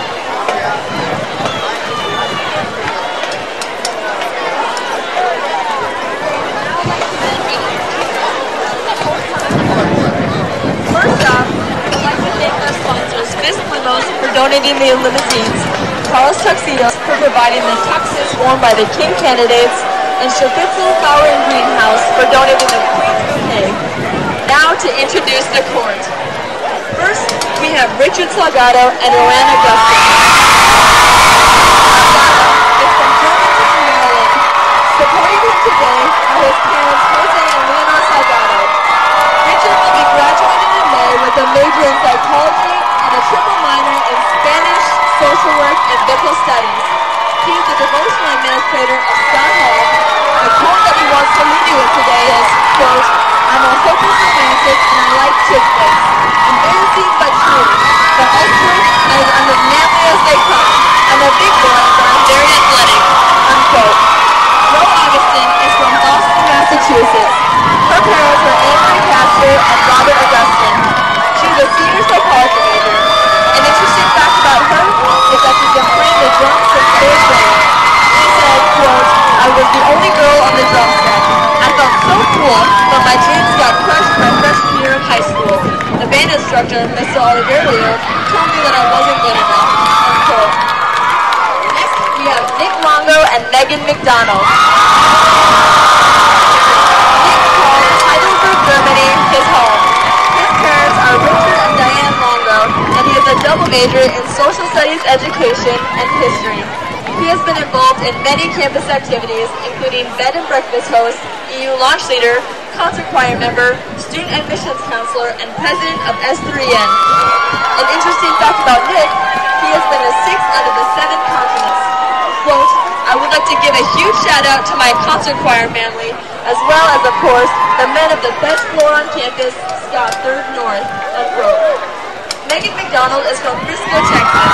She's a senior elementary education major, and her parents are Dennis and Shannon McDonald. She has been an EU24 student host for 2 years, been very involved with the worship teams and concert choir, and is currently the RA of Spence 2nd South. An interesting fact about Megan is that she loves to travel. Quote, "It's always been a dream of mine to take off for a year and travel through Europe." Unquote. Our third couple is Caleb Campbell and Lauren Liberty. Caleb Campbell is the son of Robin and John Campbell. He's from Bolivar, Missouri, and is broadcasting major. He is currently a writer and second director of the upcoming EU film Second Sight, and is the program manager of Evangel Cable Television. Caleb's fun fact, he has never broken a bone or had a nosebleed. He loves the outdoors, film, television, peanut butter, honey, play on words, and his mama. Rachel Land. You already rock his face off. Rachel, will you go to Harvest Fest with Caleb Campbell? Lauren Liberty is an early childhood education major and is from East Summit, Missouri. She is the daughter of Paula and Justin Liberty.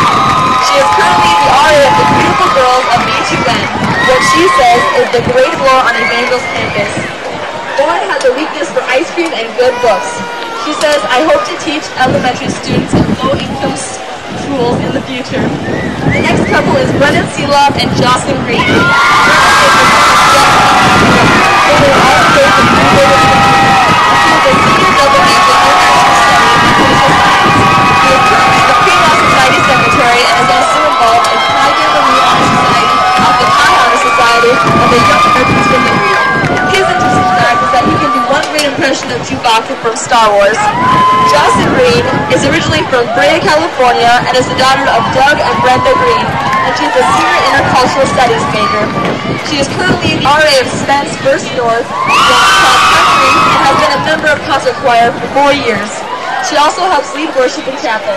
She has had many adventures overseas and has traveled to 10 different countries, including Ireland, England, and Cuba. And finally, our last couple is Blake Peterson and Dodie Layson. Blake is the son of Joyce and Terry Peterson, who is from North Nebraska and is a senior music education major. Blake is heavily involved in the music department, including concert choir, chorale, and marching band. He is also the music department senator and president of Evangel's music education organization. Blake is also a proud member of the Miss Joan fan club. What's an interesting fact about Blake? He says, quote, I memorized the entire movie of Aladdin when I was 4 and pretended to rescue my baby sister Brianna from Jafar. Even though I outgrew that imaginative stage of life, I still hope to one day rescue a princess in distress. Unquote. Brody Layson is from Mason, Arizona, and is the daughter of Gary and Linda Layson. She is a senior music education major and is a part of the Lead Scholars Program. She is the DA of Spence Hall, senior class president, and drum major of the marching band. She is a member of University Orchestra, Concert Orchestra, University Chorus, and ESGA Center. Her interesting fact, I'm single and looking. Hey! Let's give it up for this year's homecoming horn.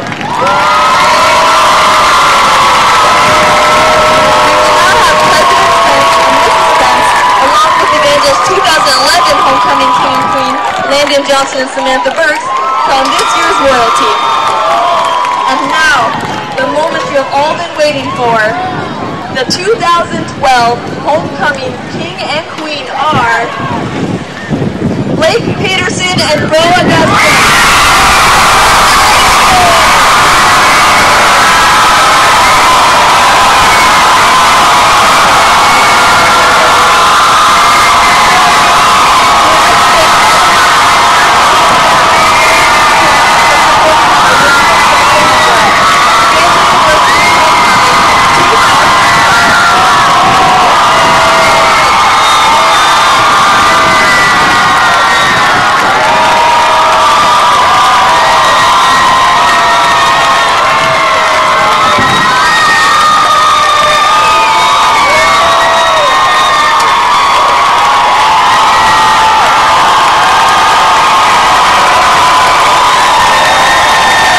Congratulations to our winners.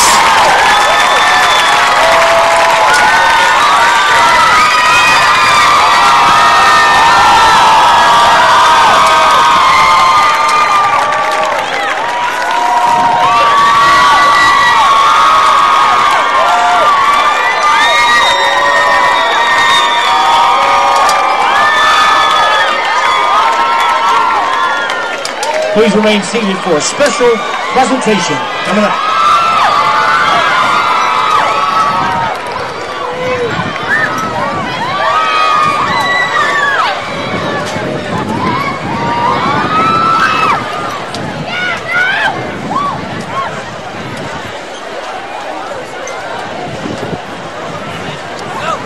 Ladies and gentlemen, at this time, please turn your attention down to the field as we welcome members of the 1966 Evangel College track and field team.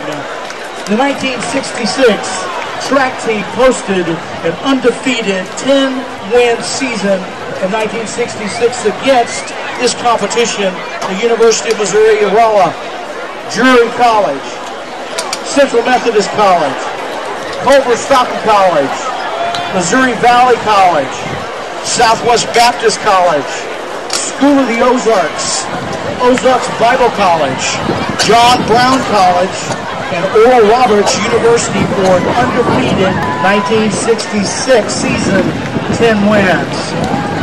Please hold your applause as each member of the team is introduced and congratulated by President Robert Spence, Athletics Director David Stead, and current track and field coach Lynn Bowen. Our first member, Don Batty. Our next member, Carl Bumgardner. Our next member, David Burris. Our next member, Vernon Clark. Ken Cornwell. Jerry Harper. Bob Henley, John January, Russ Uffenhauer, and Jerry Vanoy. The track team was coached by Dr. Don Pearson and Mr. Clifford Creek, who are unable to be with us today, but represented for Dr. Don Pearson is his daughter, Jane Renner. Please join me now in congratulating the 1966 Evangel College track team into the Crusader Athletics Hall of Fame.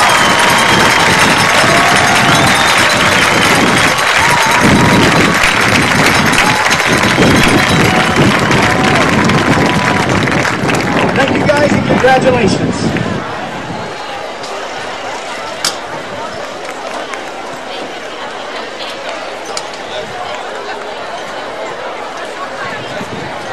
I'd also like to make this announcement. The homecoming bonfire scheduled for later this evening has been canceled.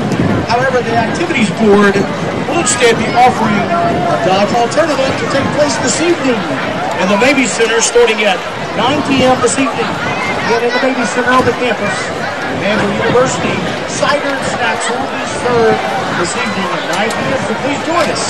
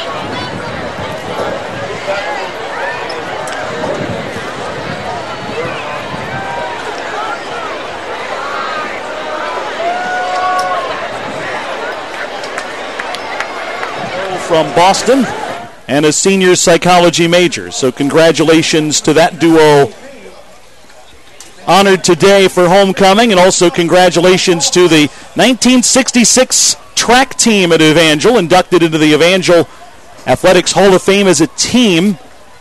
That was a track team that won every meet they competed in the 66 season, all 9, and they won them all. Evangel now kicking off to start the second half.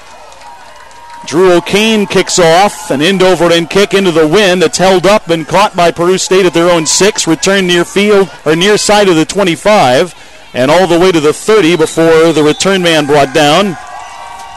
And the Bobcats will have it there, trailing by a point, 24-23, in what has been a wild first half of football here from JFK Stadium. And as wild as it was, Wes, no scoring from about the 8.5-minute mark of the second quarter on, so maybe a little bit has been restored here. We'll see. Yeah, it kind of slowed down. It was a crazy first half, but you have a feeling that things are about to get crazier here in the second half, and we'll see how that goes.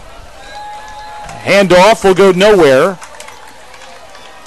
And a quick little handoff up the middle to actually will lose a couple of yards as they bring down Ludlow at around the 29-yard line. Bo Shepard, their quarterback, has rushed for 81 yards in the opening half.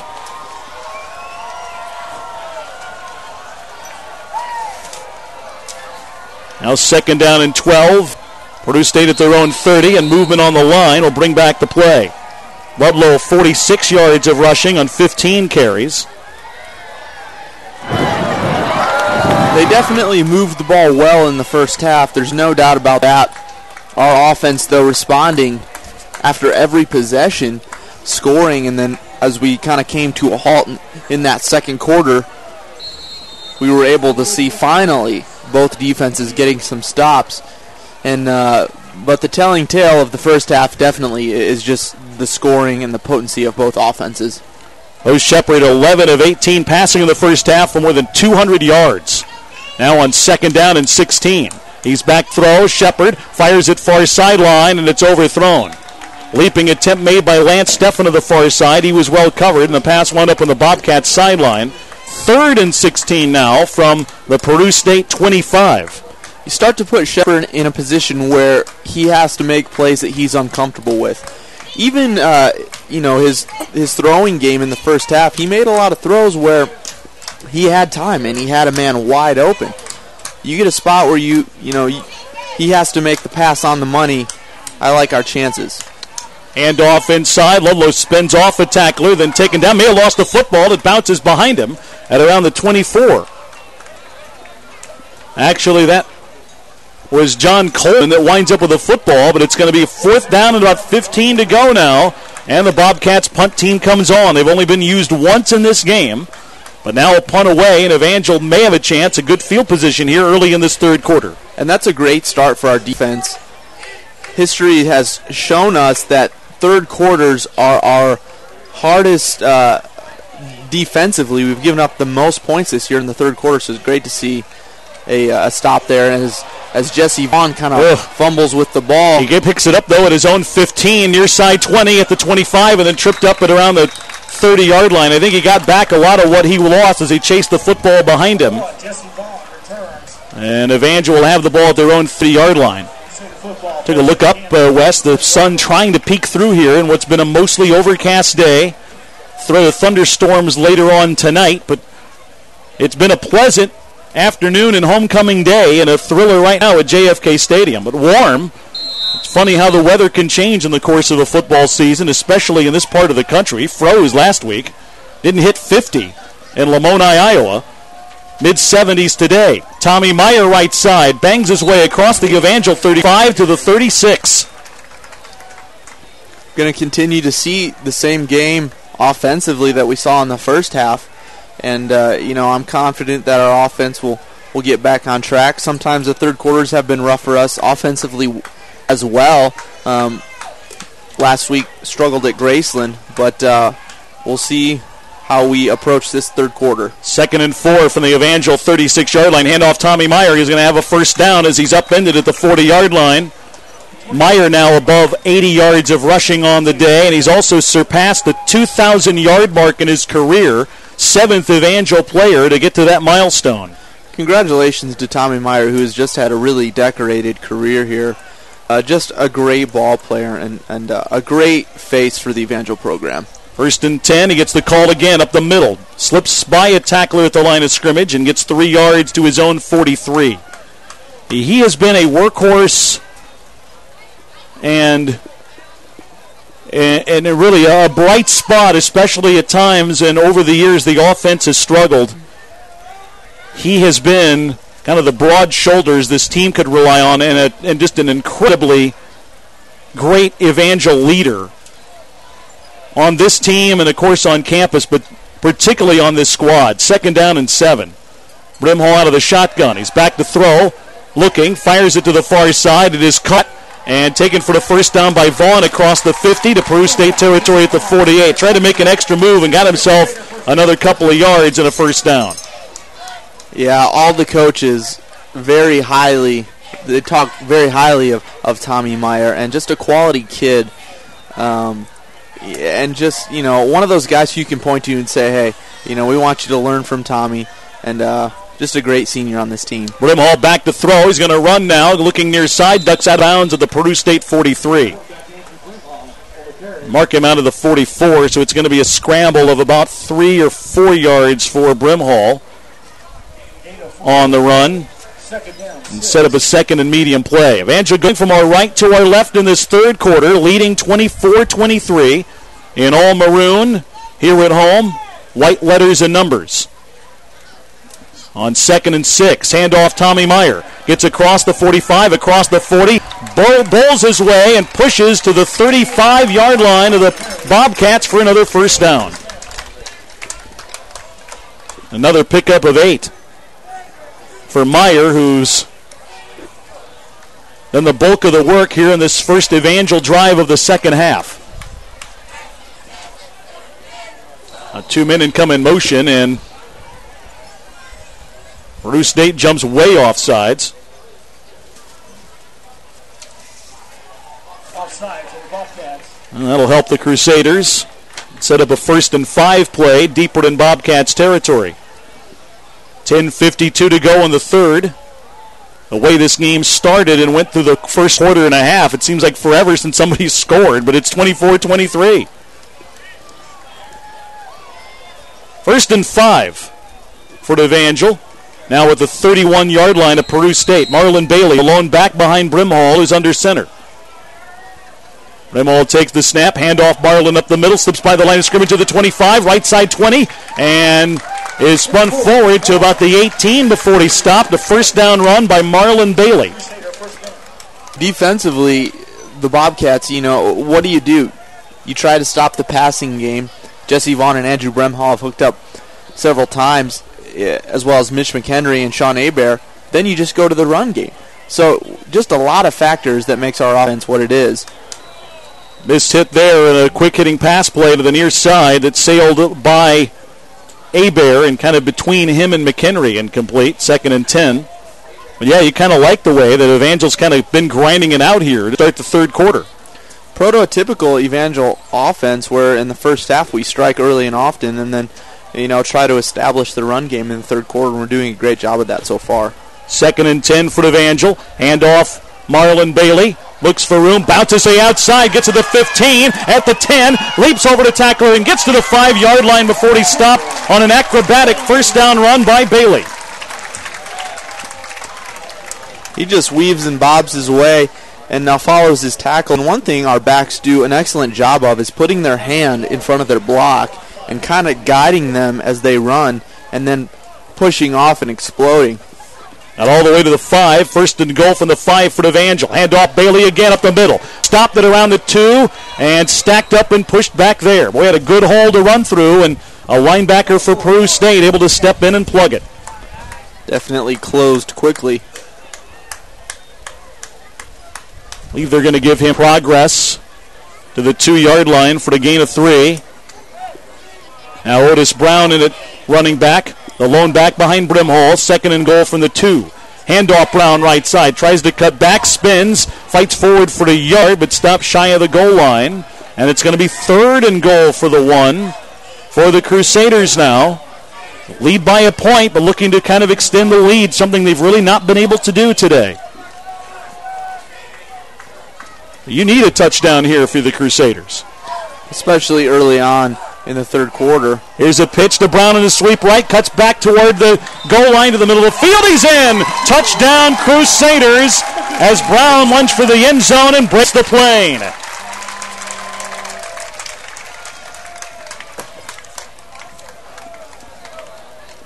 They needed that, and Evangel extends the lead to 7, and the extra point still pending from O'Kane. We have a Crusader offensive lineman on the ground, number 62, Bo Mabe.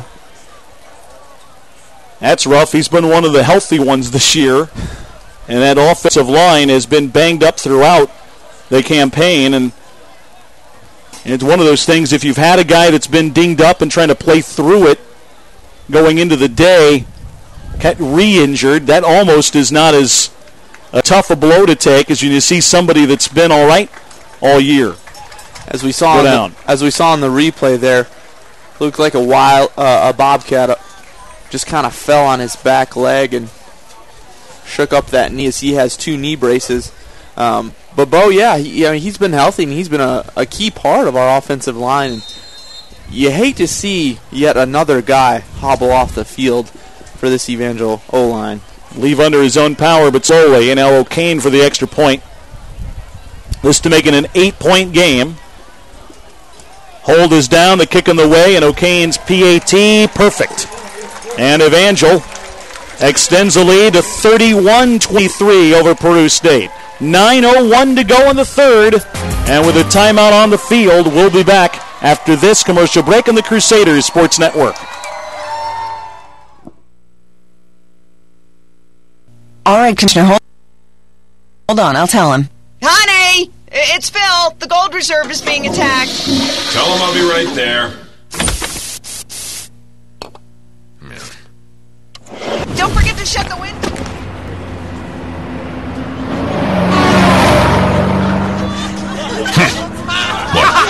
What? All right. What's the joke? What's so funny?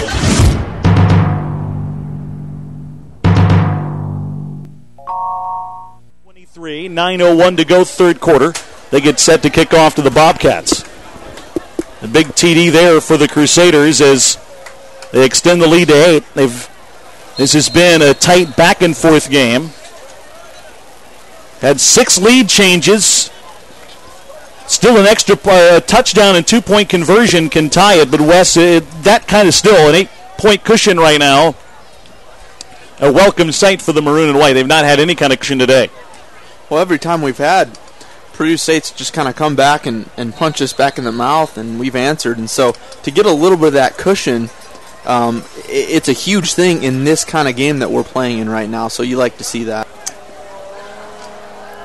Kickoff from the Crusaders, angling to the far sideline. It's going to be fielded at the 10-yard line by the Bobcats. Return near side across the 20, and they trip the man up at the 25-yard line. And the Bobcats will have it there, looking to get their offense going after the Crusaders had a pretty good sequence to start the 3rd defensively. We'll try to pick up where they left off in that previous sequence. And you know, Wes, they got challenged at halftime, come up and start making plays.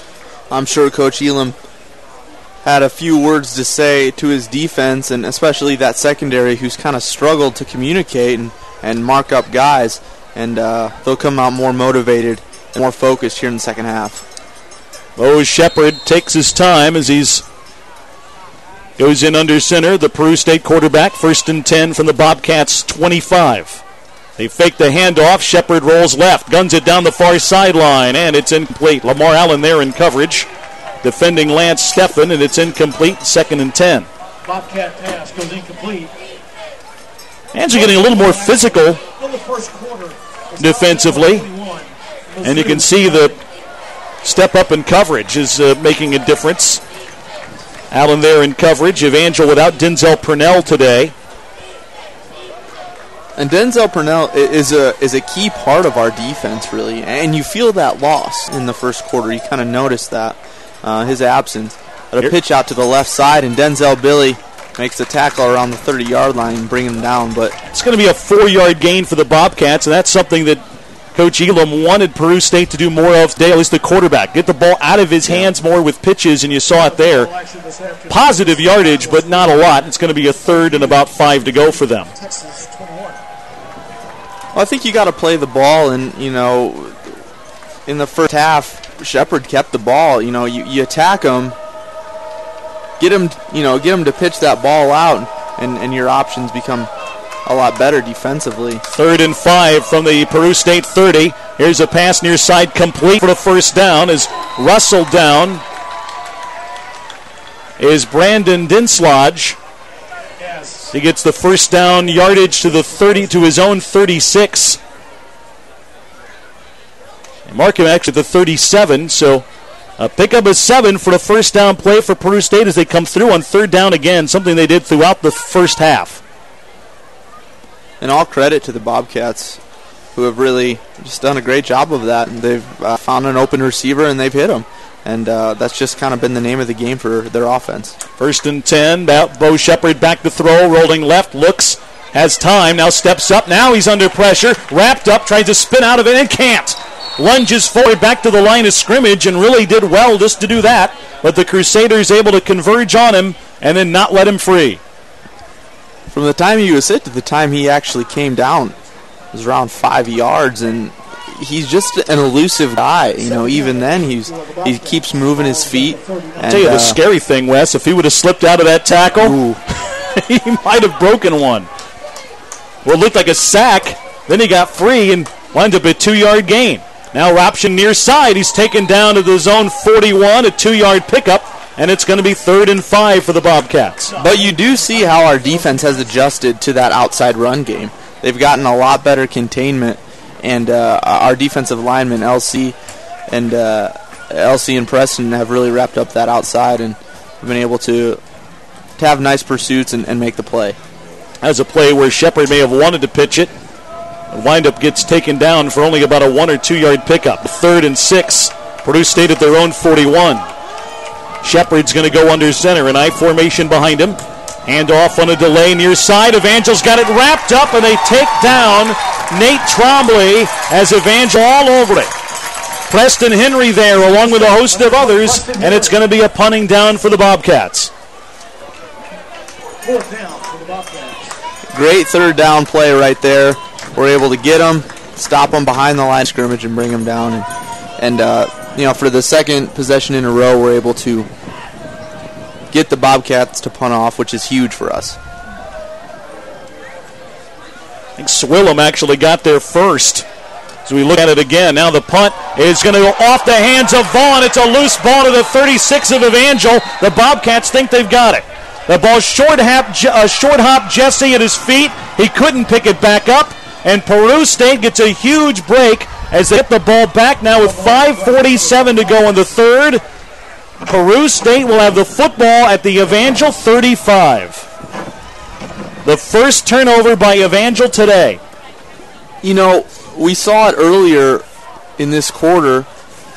Vaughn had trouble reading a ball, and they go with the quick hurry-up offense, and they're able to get about 8 yards as they...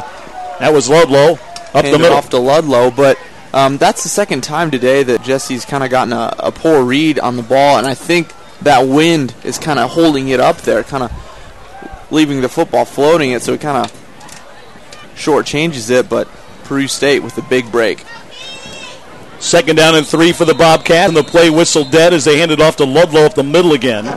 They're indicating a false start on the Bobcats, which is a big penalty because that was a 2nd and short play, and now it turns into 2nd down and about 7 to go. Pushes them back to the Evangel 33-yard line. Well, just when you thought the Evangel defense kind of had things going their way for a bit, they had held Peru State to a 3-and-out. Then another punt. Bobcats get a break. 1 turnover apiece in this game now, and it's an 8-point Evangel lead as Peru State has the ball at the Evangel 33. Shepherd under center. And going to keep it himself far side. Gets wrapped up and taken down by Denzel Billy on a 3-yard gain to the Crusader 30. They're playing the quarterback better, Wes, as that time Billy just had a read on the quarterback, stuck with him, and takes him down, and it's going to be 3rd down and 5 for Peru State. Well, it's a game of adjustments, especially with the style of offense that the Bobcats run. But good job there to wrap up by Billy. 3rd and 5 for Peru State. And the Evangel 30-yard line, handoff up the middle. Ludlow slips through the line of scrimmage, is going to have a 1st down. That's just bullding his way to the 25-yard line and getting the 1st. He's tough to bring down. A stocky and strong 6'1", 210, and has powered his way for 5 or 6 yards in the 1st down play. The HAC Conference boasts several guys who imitate that style of run game. As here's Shepard, going to get wrapped up, taken down. He fumbles, but Peru State's going to have it back. He was trying to fight for an extra yard, and the Crusaders stripped the football as once again they play the quarterback Shepard well in an option play to the near side. 2nd and 12 coming up. In the first half, you see that play, and there's no one near Shepard, but there we had at least 3 maroon jerseys swarming to the quarterback, and he had no chance but to go down and try to protect the ball. 2nd and 12 from Evangel's 28-yard line.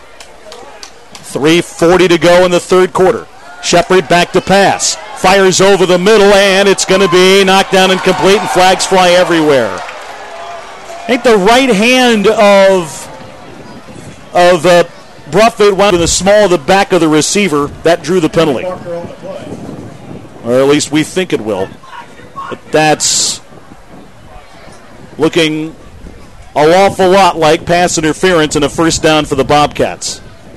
Yeah, as we saw there in the replay, that's the right call. Cam just got too much of him, and pass interference against the Crusaders. Yeah, you had him beat. It could have been in the end zone, so you kind of take your losses there. Either you cause the penalty and they move the ball up the field, or there's 6 points on the board. So 1st and 10 for Peru State. Now at the Evangel 13-yard line.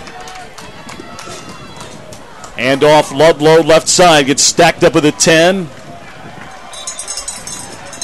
And naturally able to spin free and get inside the 10 to about the 5.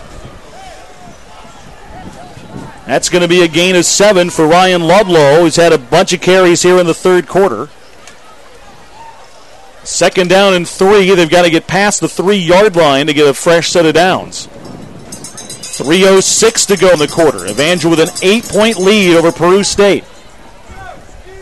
And off Ludlow, left side, stacked up with a 5, and this time they don't let him push forward as they get a stop after he gains about a half a yard. 3rd down coming up. Crusaders leading 31-23 with about 2:45 to play. This quarter going much quicker in contrast to the first half as we're nearing it close. The Bobcats taking advantage of a dropped punt by the Crusaders. Angel's first turnover of the day. We'll see what results of it. 3rd down and 2 to go from the Evangel 5 for Peru State. They've handed off the middle. This may have been fumbled again. They get back to the 5, and that's all. Kind of a delay handoff that time. Went to Nate Trombley. That didn't look like a clean exchange, but now 4th down, and what do you do, Wes? Well, I think you got to go for it, and I think that's what they're going to do right here. You're within 8. Oh, well, no. Here comes some personnel changes. They made their first field goal of the year earlier in this game, which seems hard to believe, but it was a short try. This one will be a short try, too. About a 23-yard attempt from the middle of the field. One they made earlier today was just from 20. Snap is good. They had a trouble getting the hold down, and it's blocked and picked up by Swillem, who's to the near side 25, at the 40, at the 50, a foot race. Swillem may go. He's at the 25, the 15. He will score.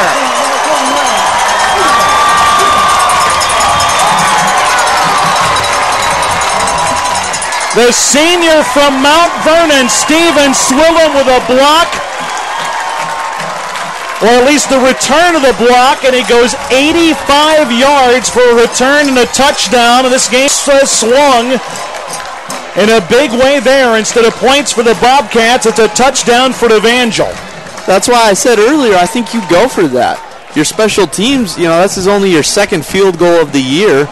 You're within 8. Why wouldn't you go for it? Now you open yourself up to a turnover, and you're tacking on a couple of points, but instead turns out to be huge for the Crusaders. And the extra point by O'Kane is good. And Evangel has a 10-point swing there. They take 3 off the board for Peru State and get 7. And with 1:25 to go in the third, it's Evangel 38, Peru State 23. Timeout on the field, and we're back after this on the Crusaders Sports Network.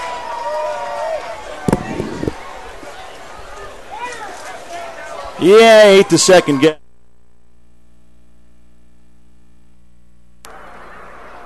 This is Sarah Watkins. A lot of people almost helped her. One almost cooked for her. Another almost drove her to the doctor. Still another almost stopped by to say hello. They almost helped. They almost gave of themselves. But almost giving is the same as not giving at all.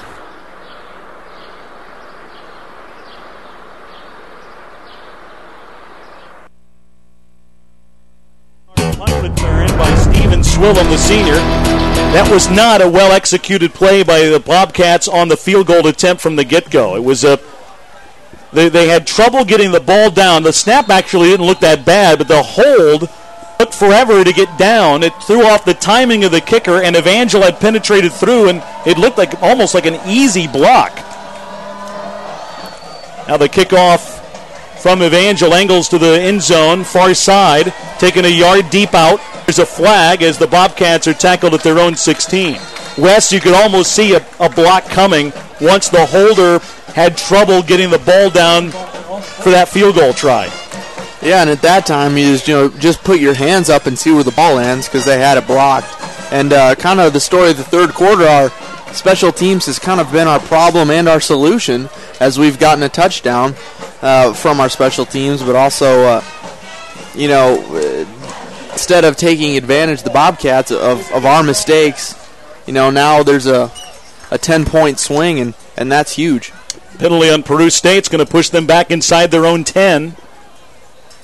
They're going to be at their own 9-yard line to start this drive after getting all the way to the +5 and coming up empty.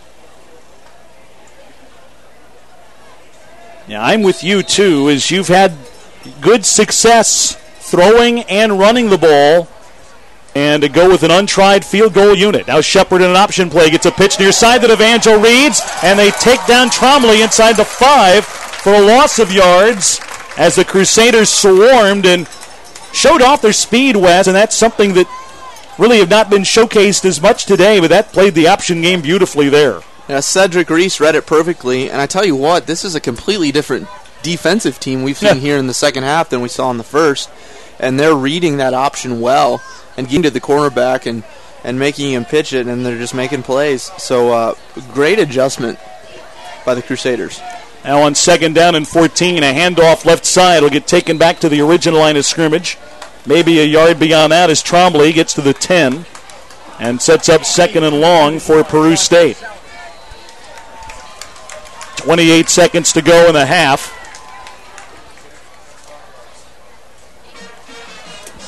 I should say not the half, the third quarter. So it's maybe the last play of the period if they get it off. Crusaders have extended the lead here in the third. Peru State has been held off the scoreboard so far this half. On 3rd down and 9. Shepard back to throw at his own goal line, fires over the middle and completes the pass to the 20 for the first down. And it's taken to the 25-yard line of the Bobcats on a completion to Tweehouse. And that will run out our third quarter.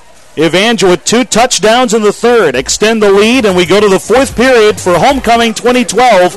It's Evangel 38, Peru State 23. Back with the fourth quarter after this on the Crusaders Sports Network.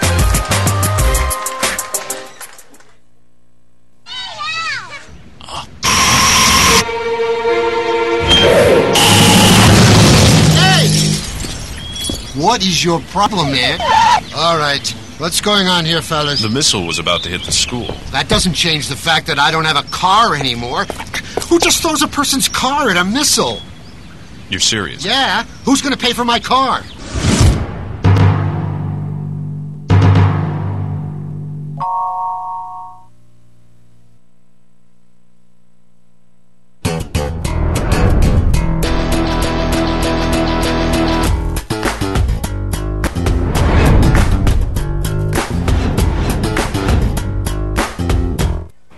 It's for Cinnabon, so it's for blood. Uh-oh. Come back to start the fourth quarter, and an inside handoff to Ryan Ludlow. Will pick up 10 or 11 yards for the Bobcats, who look to get their offense jump-started. Early fourth quarter, 38-23 Evangel at the first play there of the fourth period. And a good run by Ludlow to get them Peru State now at their own 37-yard line. I said earlier that it's been a different defensive team, but still, the Bobcats have done a good job moving the ball. Another handoff for Ludlow. Will get to his own 40-yard line, a gain of 3. He's already a workhorse. He came into the game leading the conference in rushing yards, averaging more than 125 a game. Leads the conference in rushing touchdowns, entered with 14. He's had one on the ground and one receiving TD today.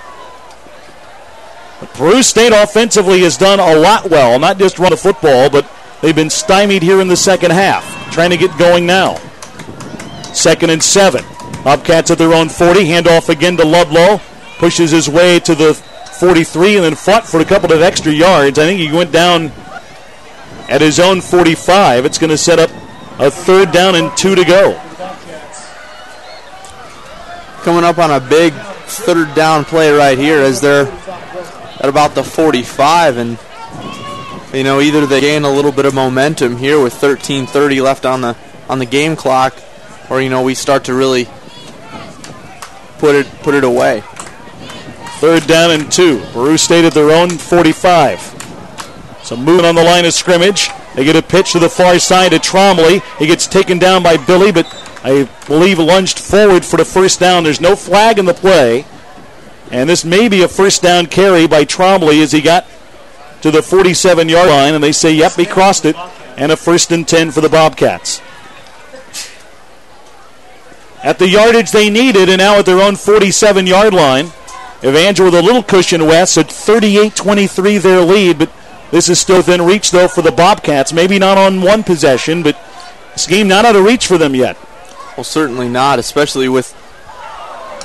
And there he is getting stopped at the line of scrimmage and pushing back, and we've really kind of clogged up that middle for the Bobcats. We haven't given up too much there in the run game. The big 3rd down conversions that they've had have been through the air, and still, you like to see us snuffing out their bread and butter, like we've talked about earlier. 1 yard gain by Ludlow. 2nd down and 9 for Peru State. Now at Evangel, now at their own 48-yard line. They fake a handoff. Shepard over the middle, and it's just incomplete. He went over the middle, and Stephan once again had a step on a defender, but the pass just a little offline. It's going to be 3rd and 9 for the Bobcats. Shepard now 13 of 23 through the air. It started the game on fire. 23 passes for them has been a lot. They've usually stuck to their ground game almost exclusively in previous games. Even when they've been way behind, they haven't abandoned their game plans. Now 3rd and 9 for Peru State. Shepard out of the shotgun, back to throw. Fires a pass near side, and it's deflected and incomplete. Lamar Allen had a read on it and almost came away with it. But it's incomplete anyway, and 4th and 9, and the punt team comes out for Peru State. It's definitely a big stop right there, stopping them at midfield. It becomes, is it 4-down territory? Is it not? They convert that, and now they are in 4-down territory with about 12 minutes to play, but it's good to get the ball back and try to put up another score. Now to punt, Jacob Groby. And barely got it away. It's coming near side. Vaughn's going to let it bounce in front of him at the 29. It goes backwards for Peru State. It'll be down at the Crusader 32-yard line. And Evangel will have the ball there. Leading 38-23 with 11:59 to go in the game. For the Crusaders, you want to try to get in position now to put the game away. As we see Garrett Swan come in at quarterback. Freshman from Lago Vista, Texas, was 2 for 4 in the first quarter of this game. Now in for his second series. Hands it off to Otis Brown. Looks for room on the far side. Get to the 30, to the 35, and then to the 39 before he's taken down. Well, I think right now you give the ball to your capable backfield, Tommy, Marlon, and Otis. You know, you let them carry you unless you get into third down trouble. But I think they're going to eat up a lot of minutes on the clock and get you a lot of yardage. Brown again up the middle across the 40. He'll leap through the air and try to get more yardage, and he's stopped, but may have progress for the first down. They want to stop the clock. And it is a first down. He gets progress to his own 43. First down carry by Brown. And a 1st and 10 for the Crusaders nearing midfield. Garrett goes under center. 2 wide receivers to his right, 1 to his left. Pass out in the flat off of Vaughn's fingertips, incomplete. Try to get it to him with some space, but the pass incomplete. 2nd and 10 coming up. Well, Vaughn had a guy coming at him. I think he just got ahead of himself a little bit. Ball kind of thrown up the field a little bit too far and just not able to reel it in. Angel really has not completed a high percentage, as it turns out today. Here's Swan back to throw. Fires a pass over the middle. Leaping catch by McHenry. He'll takes it into Peru State turf at the 37. 2 good plays right there. Swan able to stay in the pocket, showing a lot of poise. Able to throw a strike to McHenry, but McHenry at the same time going up, kind of jumping up and then turning to his left as he catches the ball in the air. We've seen that play several times from McHenry. Mitch's 4th catch of the day. 21-yard gain on 1st and 10. Here's a handoff for Brown left side. Gets across the 35. Taken down to the 33. A gain of about 4 or 5 yards for Otis Brown. Not to say, didn't have a lot. Evangel's top receiver until the McHenry catch of his 4th of the day was Vaughn with 3 catches. Hebert and McHenry both with 3 snares until Mitch's 4th a moment ago. Now 2nd and 7 for Evangel from the Bobcats' 34-yard line. Swan of the shotgun, and now the play whistle dead as it looked like a false start. 10-11 remaining in the game. Evangel leading 38-23. Procedure on Evangel. That'll make it a 2nd and 12 for the Crusaders.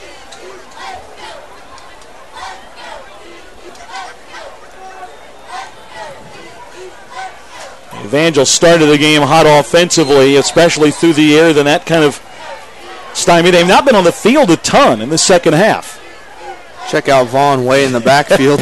Look for him to come flying up and get it. It's going to be a lateral to him as he gets it at full speed at the 35 and then tripped up.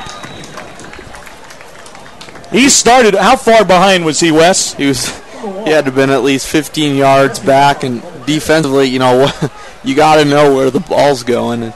And we've seen Evangel in that formation throwing 3 receivers on that right side and then Jesse in the back. Just getting him a little momentum. But Graceland and Peru State have actually done a decent job of bottling up Vaughn and putting a lot of pressure on him, and obviously for good reason. Gain is 7, though. It's 3rd down and 5 to go. A handoff near side, Marlon Bailey looking for room, stutters steps, but can only find a yard or 2 before he's taken down to the 32-yard line. 4th down now for Evangel, and we're looking at a field goal try from O'Kane, and this will be a pretty deep shot.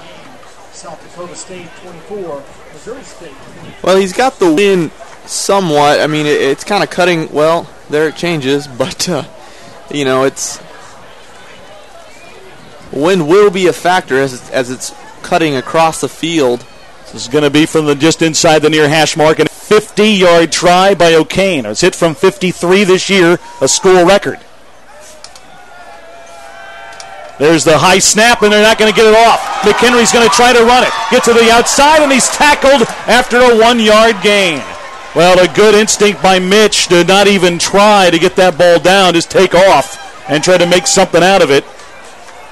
It winds up going for a 1-yard gain and a turnover on downs, but that beats the alternative of having the Bobcats potentially run wild on the ball on a blocked kick.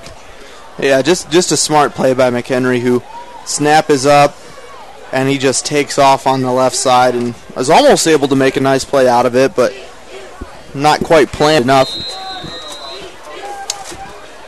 Oh, the lead's still where it was at 38-23, and it doesn't exactly take points off the board. That's a 50-yard try, so not like it was a sure thing. Now a pass over the middle, going to be complete and taken about 9 yards downfield for a 9-yard pickup. The Bobcats' own 40-yard line, and they're in a hurry-up mode. They quickly get to the line of scrimmage to snap off another play, needing to get in the end zone a couple of times here, trailing by 15. Shepard back to pass again. Heaves it down the right sideline, and it is going to be incomplete. Off the hands of the intended receiver at the 30-yard line of the Crusaders. It's now second and make it third and short. I'll tell you what, Shepard couldn't have thrown that ball any better, and he's been on the money. His receiver just wasn't able to come down with it, but that's a big play right there if they convert Well, that. he hit him right in the hands. Yeah, and he just... bad place to hit him, apparently. Well, on that play it was. Tweehouse has 5 catches today, but not that one. 3rd and 1.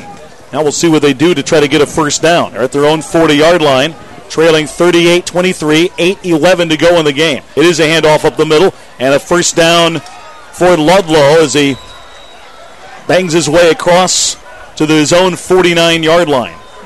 That turns out to be a gain of 10. Ludlow right about 100 yards today. Averages 125. First and 10 Bobcats at their own 49, quickly to the air. Shepard's pass over the middle, deflected, incomplete. Deflected downfield, though. That went off a receiver's hands. And downfield to the turf, incomplete. 2nd and 10. 38-23. This is a 2-possession game, and so the Bobcats obviously going to have to go to the air a little bit more. Not a problem for them thus far, but time is definitely on the Crusaders' side. 2nd down and 10 to go. Shepard from the shotgun. Option play near side. Looks to get the pitch. Does. Taken by the Bobcats into Evangel territory at the 43. Ludlow again, but stopped shy of the first down by 2 yards. Oh, that was just a good read by Shepard. That was just a good play. He had one guy on him, made him commit, and then pitched it out. 3rd down and 2. See this type of offense again when we see Central Methodist in 2 weeks. Here's a handoff to Ludlow up the middle. Powers his way to the 40. He should have progress for a first down. Peru State may be changing things up again as much as they pass. I was wondering if their usual offense would be run and the way Central Methodist plays, their game might go by in like an hour and a half. Jameel Randall shaken up. He's on his hands and knees. And Evangel's training staff will give him a look. Cox Sports Medicine is the official sports medicine provider for Evangel University Athletics. Sarah Walters and her team from Cox Sports Medicine are at each Evangel event and all home Crusaders events.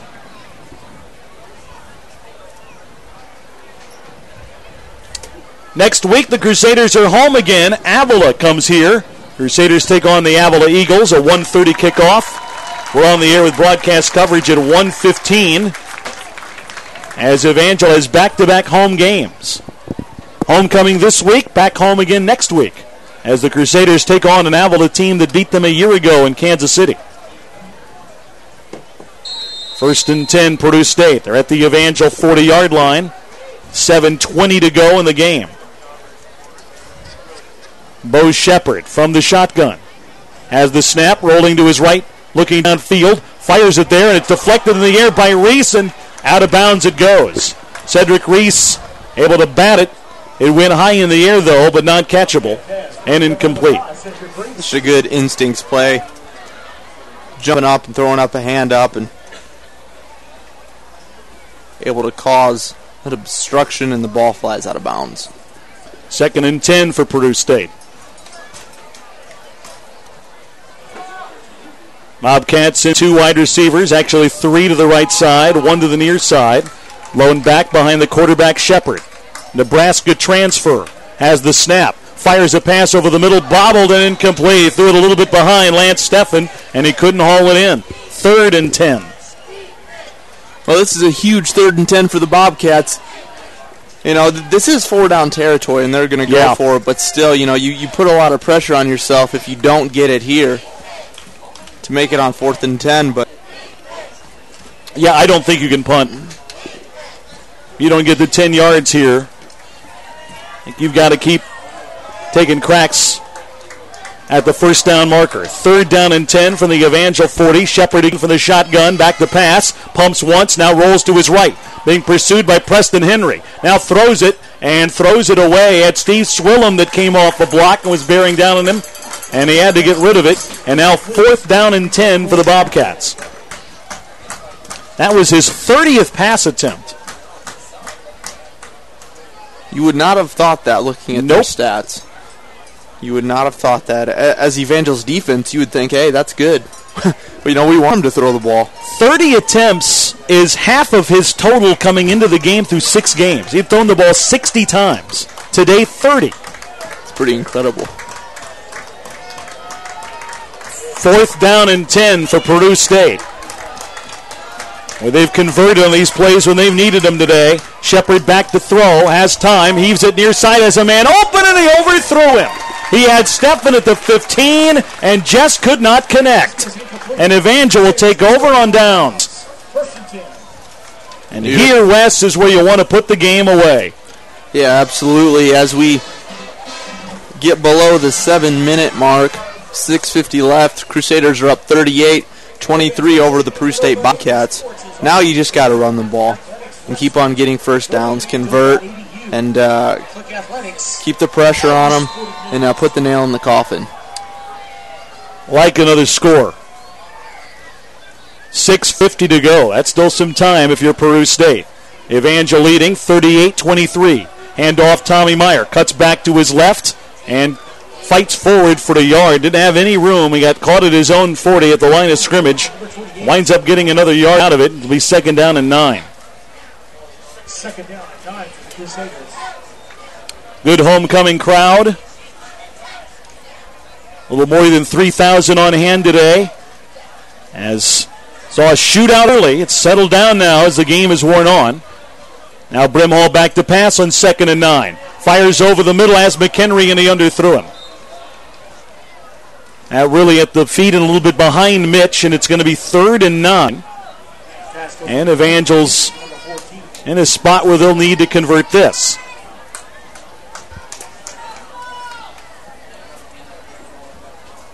Brimhall 9 of 17 today, 2 touchdowns. 3 wide receivers come near side, a wide out to the left for Brimhall.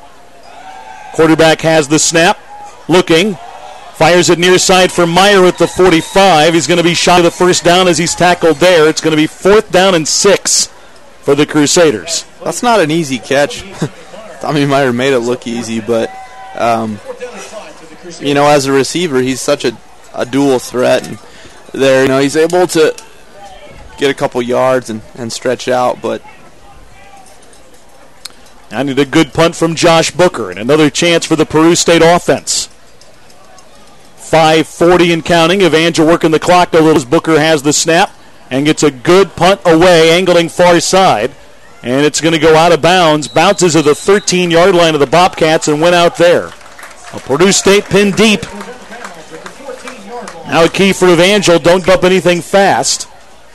And try to keep Peru State in check and bottled up. Maybe see if you can get the ball back in the hands of your offense with 5:32 to go in regulation. What a stark contrast to the first half.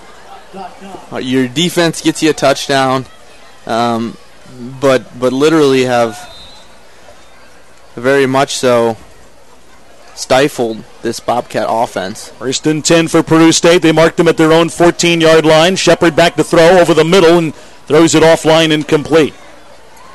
I tell you what, though, they have run a lot more plays than we have. Don't have the exact count, but it seems like they have had the ball almost twice as much as the Crusaders have throughout the day. Of course, first half, Evangel scored fast. They had a couple of drives, scoring drives, that only took about a minute and a half. But still. Well, last week, the time of possession that Graceland had against us was also up there. You know, they also had the ball. So, and as there's a handoff there up the middle. That's Ludlow. Is going to get stopped close to a first down. Stumbles down after about a 10-yard pickup. And, they're going to move the chains. But our defense seems, in these last few weeks, have seemed to be out on the field a lot. And, nothing wrong with that. I mean, our offense is putting up a lot of numbers, but it does kind of wear on your defense. 1st and 10, Peru State. They're at their own 24, and a timeout is going to be called, I think, by the Bobcats. But 5:09 remain in the game. Evangel tries to hang on. They lead the Bobcats 38-23 with 5:09 to go. We'll take a timeout and return after this.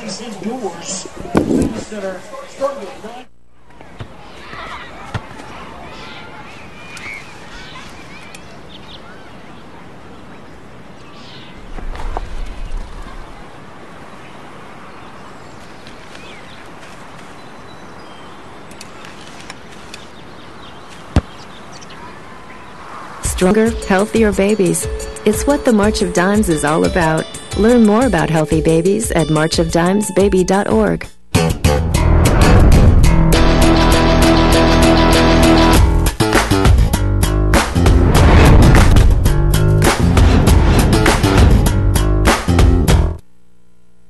The Crusaders lead Peru State. Evangel into the day, ranked 21st nationally. 4-2 their record overall, 3-1 in the conference, trying to win 3 straight games for the first time since 2007. Leading Peru State by 15. 1st and 10 Bobcats at their own 25. Shepard back to throw, throws across the field and hits his target at the 36-yard line, taken for the first down to the 39 before he's finally hauled down. Your attention, please. Robert Sanders. A catch there for Tweehouse. And he had a guy up the middle and was able to make the nice throw and complete it for another first down as we near 4 minutes and about 45 seconds. Clock on Evangel's side with the lead. Back to throw Shepard, rolls near side and heaves it way out of bounds over the near sideline as he had 2 Crusaders bearing down on him. And unhurls it incomplete. He completed 15 passes. He's 15 for 34 through the air this game.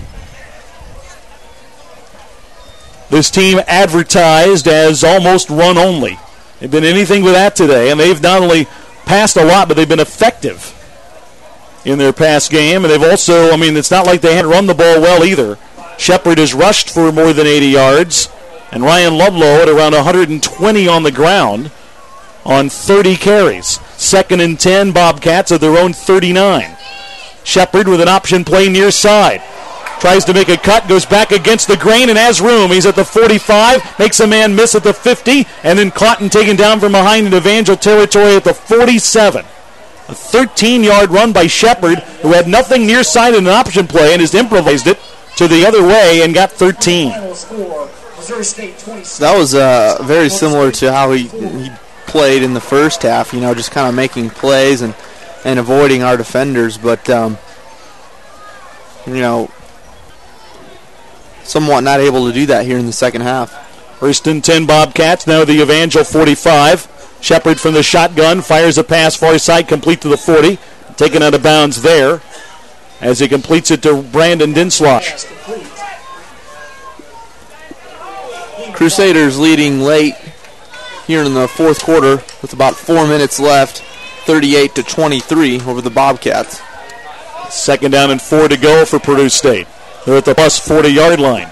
Sky kind of getting darker off to our left. That's a thunderstorm we thought might roll in about early evening. Here's a pass over the middle, deflected in the air and nearly picked off. Josh Long got his hands on it. It went in the air across the middle and wound up hitting the turf incomplete.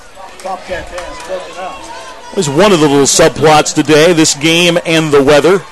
Not that we were anything impending, but knew that something was coming in later, and thinking that this game would be a race to get it in before weather hit. It's getting cooler now. That wind that's kicked up has a little more of a cool air behind it. 3rd down and 5 to go. Peru State at the Evangel 40-yard line.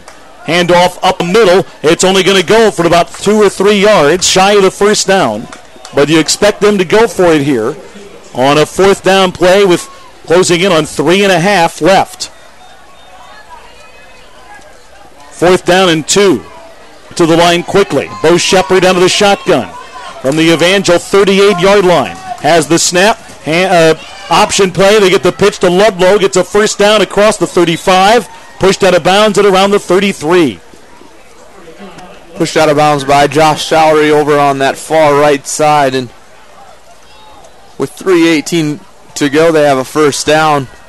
Still trying to rally something to keep it close. Well, you won a touchdown. You need a 2-point conversion. You also need the ball back. 1st and 10 Bobcats. Shepard flushed out of the pocket, rolling right, throws on the run, and it's incomplete. 2nd and 10 for Peru State. Stopping the clock with right at 3 minutes to go in regulation. Still have a fighting chance, Wes, and even though Evangel's given up some yards here and that 4th down converted against them, again, you just can't give up anything fast. Just keep kind of plugging away. If you give up a few yards here and there, that's one thing, but you don't want to get gashed for a quick score. Got to continue putting pressure on the QB. 2nd and 10. Shepard hands it off up the middle of Ludlow, bounces to the outside of the 30, at the 25, at the 20, near the near sideline, pushed out of bounds at around the 10. A big run for Ludlow as he's forced out at the 11-yard line.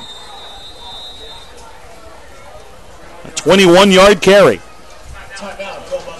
And Evangel will get a timeout call to try to get their defense regrouped. Now Peru State knocking on the door and trying to get back in it. 2:53 to go. It's Evangel 38, Peru State 23. Timeout on the field, and we will return after this.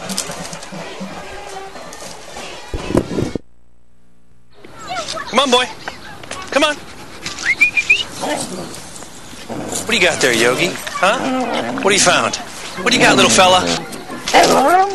Drop it.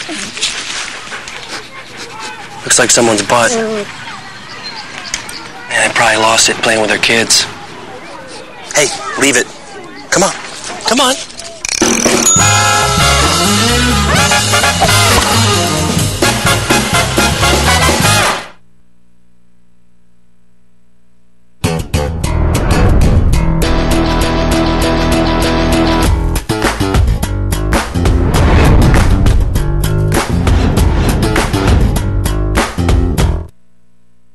State gets the score here. They're a little bit closer. You know, a couple things go their way. We got ourselves a ball game, but need to focus up. Here's Ludlow up the middle, and he's going to get across the 10 to about the 7. A gain of about 4 as Evangel converged on him quick. In that hurry-up style, Shepard in the shotgun. Here he goes from his own 7-yard line. Under pressure, wrapped up, and he's going to be whistled down in the grasp of Cody Christner, and they whistled him down for the sack. I'm not sure the Peru State sideline, I thought that whistle was, didn't give their quarterback a chance to scramble out of it. But it's a loss that put them back at the 15-yard line. Now on 3rd down. Shepard with snap, back to throw under pressure, rolls away from it, now has to throw it on the run toward the end zone, and it's knocked down and complete. Number 40, Mark Griffith, getting in and laying a big hit on Shepard as he got rid of the ball, and a great play by Cam Bruffett and Denzel Billy to knock it down as it brings up 4th and 15. A lot of personnel for Evangel defensively in this game. They have used every bit of their depth that they've got. And this may be the game here. 4th down, 15 to go. Peru State at the Evangel 16-yard line. 2:06 left. Shepard in the shotgun. Has it. He rolls to his right to throw. Looks. Now has to fire it toward the end zone. Intercepted. Picked off at the goal line. Returned near side by Buffett to the 20. At the 30. Near side 40. Up the near sideline. And he's forced out of bounds in Peru State territory as Cam Buffett gets the interception that may seal the game with 1:52 to go. Cam Buffett with his 4th interception of the season. Once again, a big interception for him as he returns it to the 40. And that'll pretty much do it here. Good pressure put on him too, Wes. Kerwin Marshall came in to pressure the quarterback, and I think he threw it before he was really ready to, and he kind of threw it from his back heels. That had the ball hang up against him, and Buffett was able to get underneath it and pick it off. A great work by the defensive line there. That was just a good defensive stand all the way around. And once again, Peru State moved the ball well. They got down there deep, but didn't get in. 58-yard return by Buffett on the pick. I think whatever was said in the locker room to our defense sparked a little bit of passion in them, and they have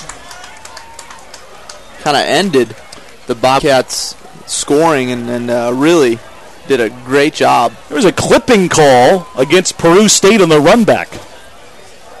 And Evangel now gets a 15-yard penalty against the Bobcats that'll put the ball at the 27-yard line or 26-yard line of Peru State with 1:52 to go.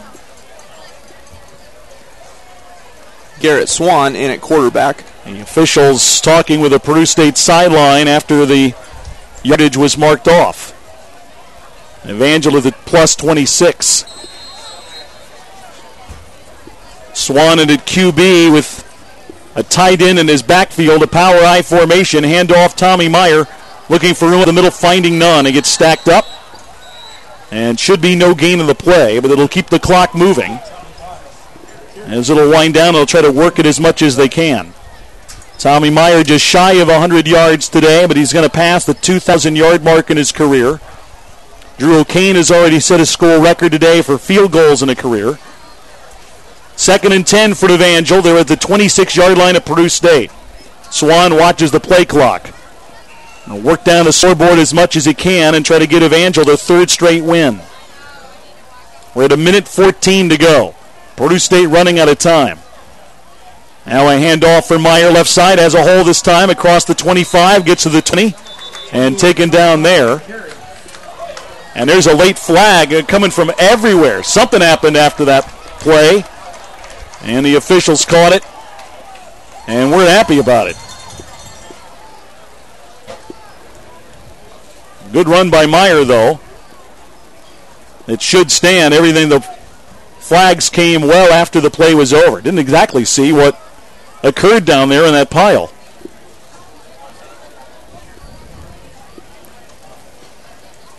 A lot of frustration. Yep. In the 4th quarter here. And I think everybody on the crew tossed the flag out. Again, the mics aren't working down there today. Dead ball, personal foul on Peru State. And it's a first down for the Evangels. The Meyer run will stand. It's going to go half the distance to the goal. Now a timeout, I think, called against Peru State. I thought that got indicated. But yep, there is a timeout for Peru State. We'll take one as well. 1:02 to go. Evangel trying to close this game out. They lead 38-23. We're back to JFK Stadium after this commercial break. May I have your attention, please? Would the owner of the spare tire, slightly hairy, with a little brown mole to the left of the belly button, it's an innie. Please report to the press box and retrieve your appendage. Oh, they must have lost this parking further away from the stadium and walking in. Okay, we're back to the action.